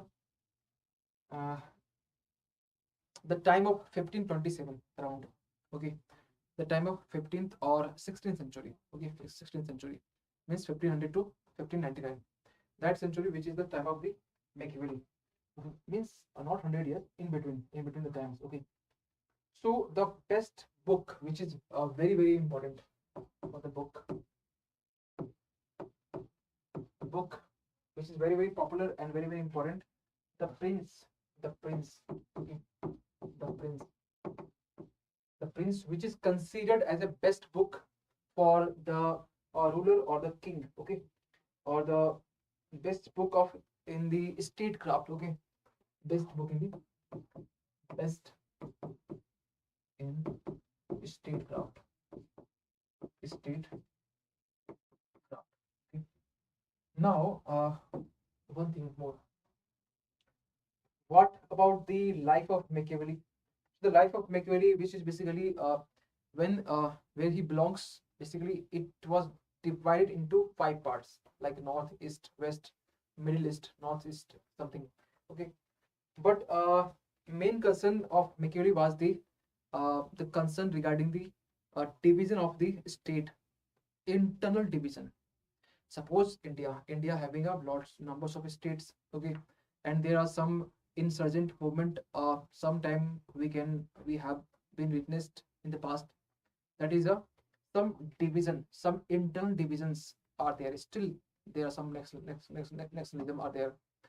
So he just concerned or worried about the internal internal division of the state. Okay, internal division of the state. Now what happens, the internal division along with the corrupt society and corrupt society corrupt society. So what happens, the in the when internal divisions are there, there may be high possibility the external attacks. When you internally weak, there may be great chances for the external attack. So same things here, external attacks, threats are there. Okay, and so Machiavelli just wanted to unify the Italy. Machiavelli just wanted to unify the Italy in a single state, because Italy was further divided internally, and there's various groups are there. So the main concern of the Machiavelli was the internal unification. Internal unification. Internal is right here. Internal unification. Okay. Internal unification. So what happens? So for the unification of internal state, or we can say state, he just wrote the Prince book. And in the Prince book, there are multiples advised for the prince how to rule in the state, how to manage the state, how the prince looks like, how the prince be, or how the prince not be. Okay, so in this the prince, one by one we have to discuss the what is the methodology, what is the time. Okay, what happens, the uh, in that time the ruling of Italy was divided into 2 parts. First is the ruling of empire, and the second is ruling of pope. Pope means when you in the church we generally use the use of rule of church, or one side empire. So there are 2 divisions. There are 2 empires. There are 2 rulers in terms of Pope in terms of empire. So Italy was divided into internal divisions. Two rulers are there. The mismanagement are there. The administration powers was like to the two hands. So there's multiple challenges are there. So Machiavelli. Uh, so the Machiavelli just propounded the idea of the prince, and one thing that is in the times of Machiavelli, what are the scenario, what are the circumstances at the times of Machiavelli. So at the times of Machiavelli, Machiavelli just wanted to one thing that is uh, one many scholars or criticizers just propounded that Machiavelli was narrowly dated and narrowly located. This line is very famous. Narrowly dated and narrowly located. Okay. Narrowly dated and narrowly located. Okay. Now, basically, this is propounded by Sabine. Sabine called him the narrowly dated and narrowly located. Now, one experts are called him the child of Renaissance. Child of Renaissance. Okay. Child of Renaissance. Why? This time the new concept of the Renaissance, or the emergence of the Renaissance, was there. Okay. Renaissance means rebirth. Simple. Rebirth. Okay. So what happens?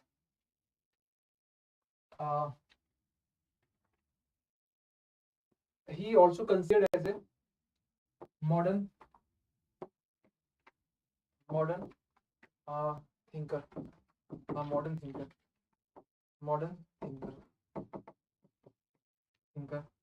Next, I will be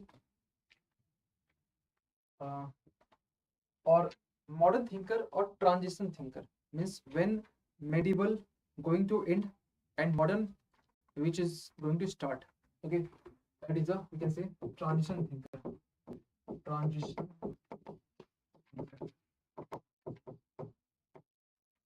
Modern thinker or transition thinker. Okay, so what happens in the ancient, medieval, and modern times?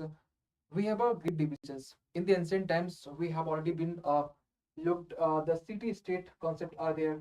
Age of philosophy in the for the cities for the ancient in Europe. In the ancient Europe, if we just categorize in between, if we, Europe is which is categorized between three, that is ancient, medieval, modern.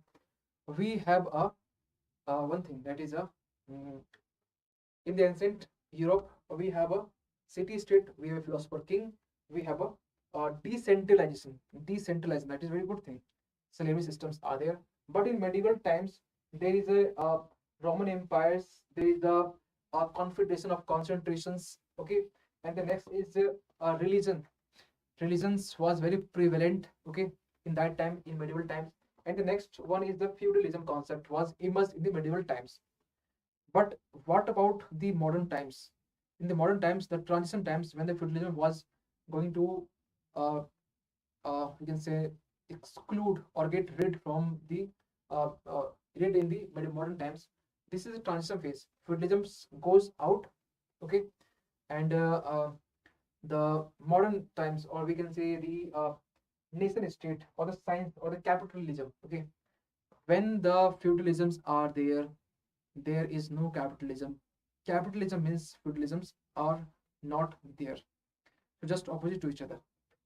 So in the transition thinkers or transition phase, he just concluded that yes, in that time feudalism was there, and in that time the concept of feudalisms, uh, we can say, they uh, looks like very uh, invisible. Okay, invisible. So this is the all about. Okay, and we have already been discussed about the what is feudalism, capitalism. Okay, in the feudalism we have a nobles, we have a intermediate, we have a king. In this sequence we have a king. Okay, we have a king, we have a nobles, king, nobles, and peasants. Okay, peasants. Okay, king, nobles, and peasants. This is the sequence. This is hierarchy when the king provides land to the nobles, and the nobles in return they provide protections in terms of soldiers and armies, and nobles just provide land to the peasants for productions or the crop cultivations, and the peasants just provide foods and the vegetables and the grains. Okay, so this is the sequence basically in the feudalism. And in the capitalism basically there is freedom of you can sell and purchase in open market, and in the capitalism there is a bought and sold market. There is freedom of search and sale. There is capitalism, survival needs, and of feudalism. Okay, in briefly I will just explain this one. State. Now come to the next part, that is the uh, rise of capitalism and nation state. In briefly I will just go through this one, because the uh, or nation state basically or state or nation state or state of nation, these keywords are there. I will just go through this one. State, nation state, or the state of nation. State of nation. State of nation. What is it all about? State means having territory, having government, having population, having sovereignty. Okay. What about the nation state? Okay. What it is? This is not in sequence. First of all, I'll start in random in manner. What are the nation state? Nation state means the state which is basically on the common language, common culture, common rituals, and having common language, and they develop the state, and they form and in this way they form the state. That state which we can call the nation state. State of nation means there is a multiples of language, multiples groups are there, having common, not having common language. Okay, they are suppose one groups having common language, second groups having common cultures. There are different nation states are there, different nation states are there. That is called a state of nation. For example, India is a best example of the state of nation. India is a best example of the state of nation. Okay, so this is about the nation state. So his methodology, which was based on methodology was based on history. First is history and psychology.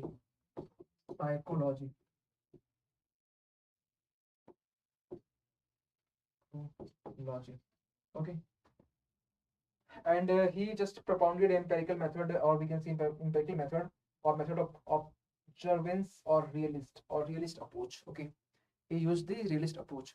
Now come to the next, that is what will be the next. So next he advised to prince. So what he advised, basically he advised that uh, uh, nature of field of politics, on nature field of politics. So what he had advised, so uh, he first advised no profession of goodness. No profession of goodness. Politics is no profession of goodness. Means politics means there is no any place of goodness. First thing. Next thing is realist. You have to accept, yes, what is all about.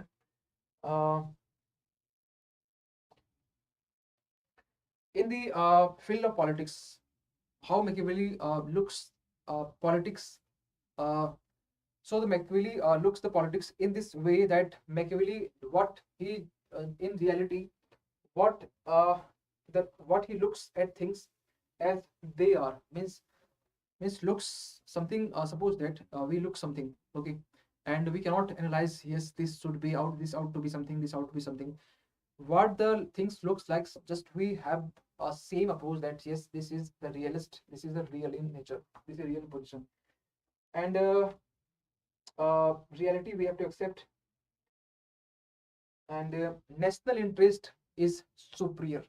National interest is superior than rather than his beliefs, and he once very important things he said that politics in the politics in the politics no in the politics in the politics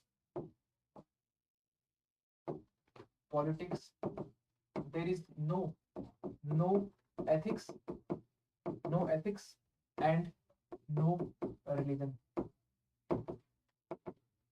Okay, in the politics there is no ethics and no religion.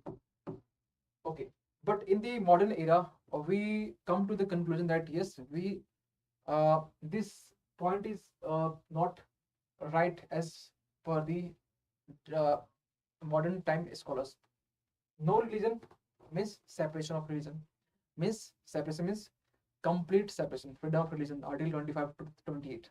Okay, but no ethics, this is not fair. Yes, there is no specific article with respect to ethics in our fundamental rights or constitution, but definitely we must have ethics in the politics. Okay, so this one is the first point. Now come to the next, that is uh, actually he considered as the or we can say Cortelius considered as a and Machiavelli's Cortelius considered as a modern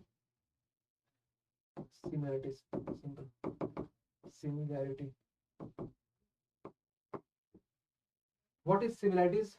Yes, Cordelia also or Chandragupta also provides the or propounded the ideas or the principles for the ruler or the prince or the king. Okay, in same way Machiavelli also did same one. So what will be the again Machiavelli wrote about the human nature. Wrote about the human nature. What should be the human nature? So the Machiavelli not advise, just say that man is by nature selfish, ungrateful, deceitful, coward, fickle-minded, and avaricious and greedy. We can say means selfish, cowardice, greedy, fickle-minded, fickle-minded, fickle-minded. 1, 2, 3, 4, and the last one is selfish. Ungrateful. Ungrateful and ungrateful. This is the according to Machiavelli, the on human natures, the views with respect to human natures is something, and this yes, this is basically a reality, and we have to accept this one. Man is by nature selfish, ungrateful, deceitful, universal, fickle-minded, coward, and the greedy persons. Okay. Once Machiavelli told that it is better to be feared rather than loved. Means for the prince, it is advised that if you loved public, it is good, but if you fear to public, it is better. So love is not, it is not considered bad, but yes, fear is better than the fear is good, fear is better to than to be loved. Okay, so because man is possessive by nature. Okay, and man is possessive by nature. Okay, so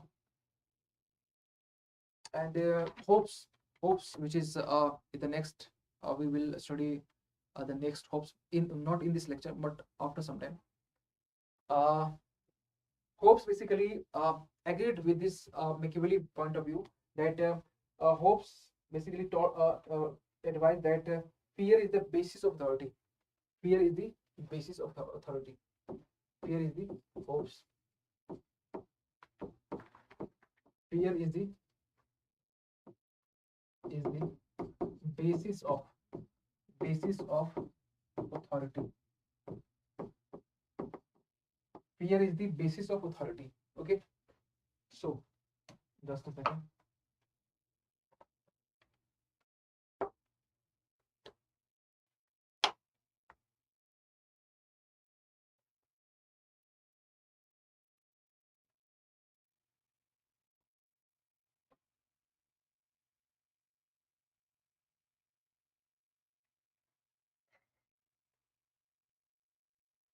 Okay, fine. So come to the next, that is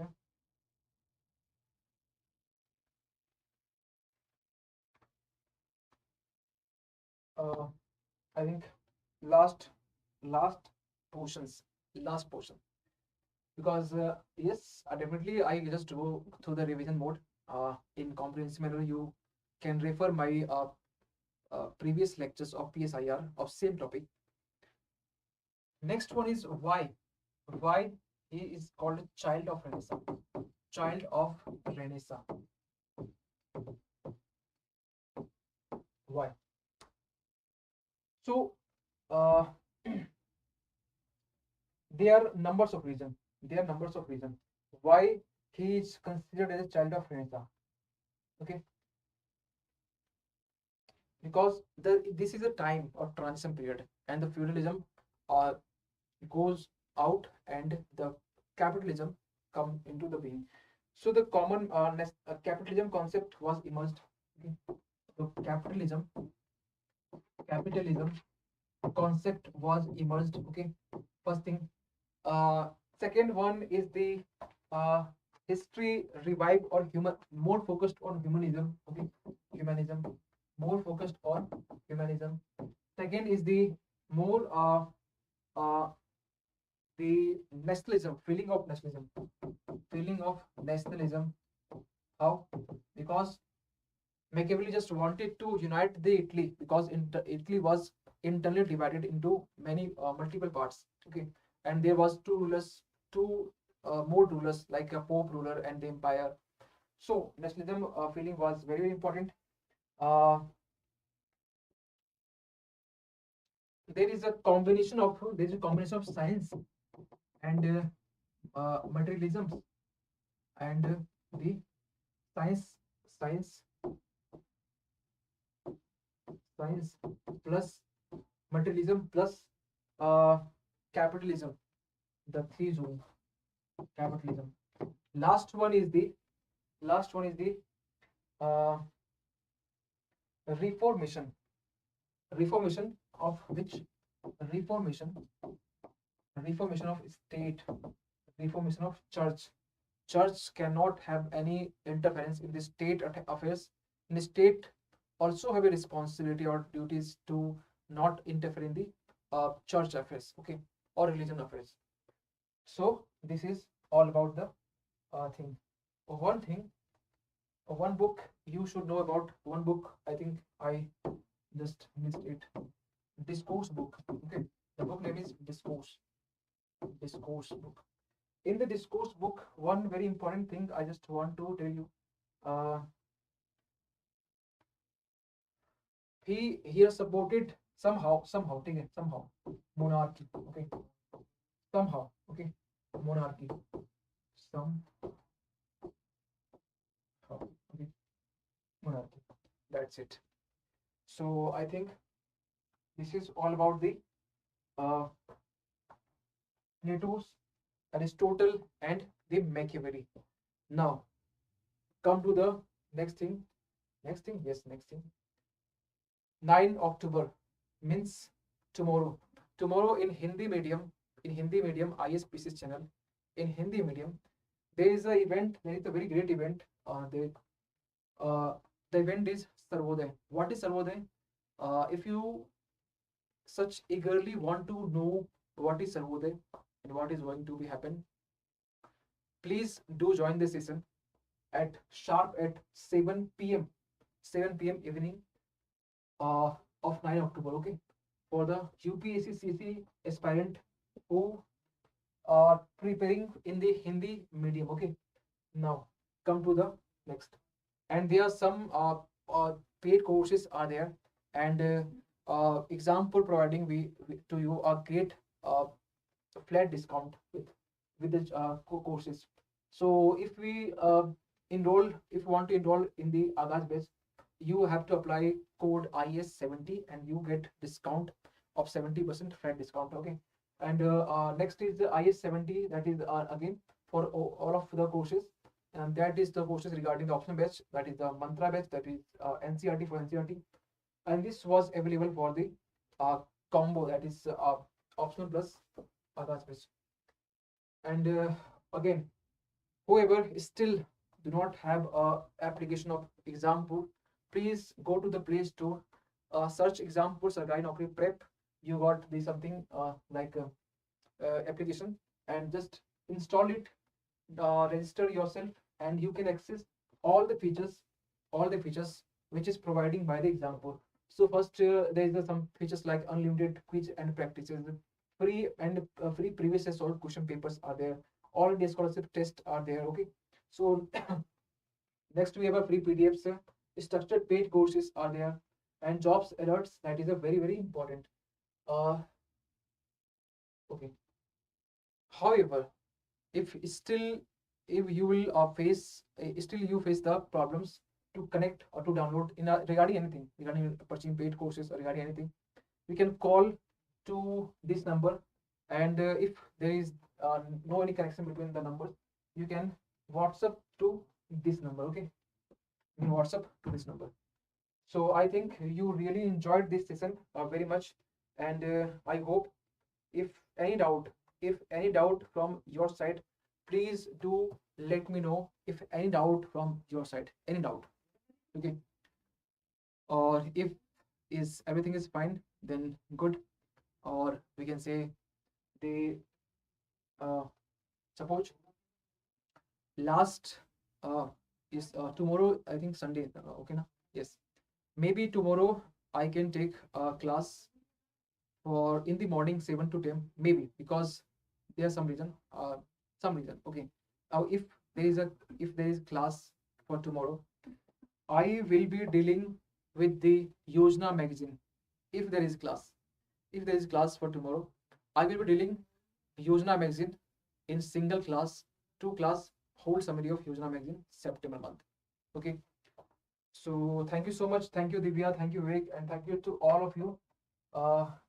So okay, see you again in the next classes. Thank you so much.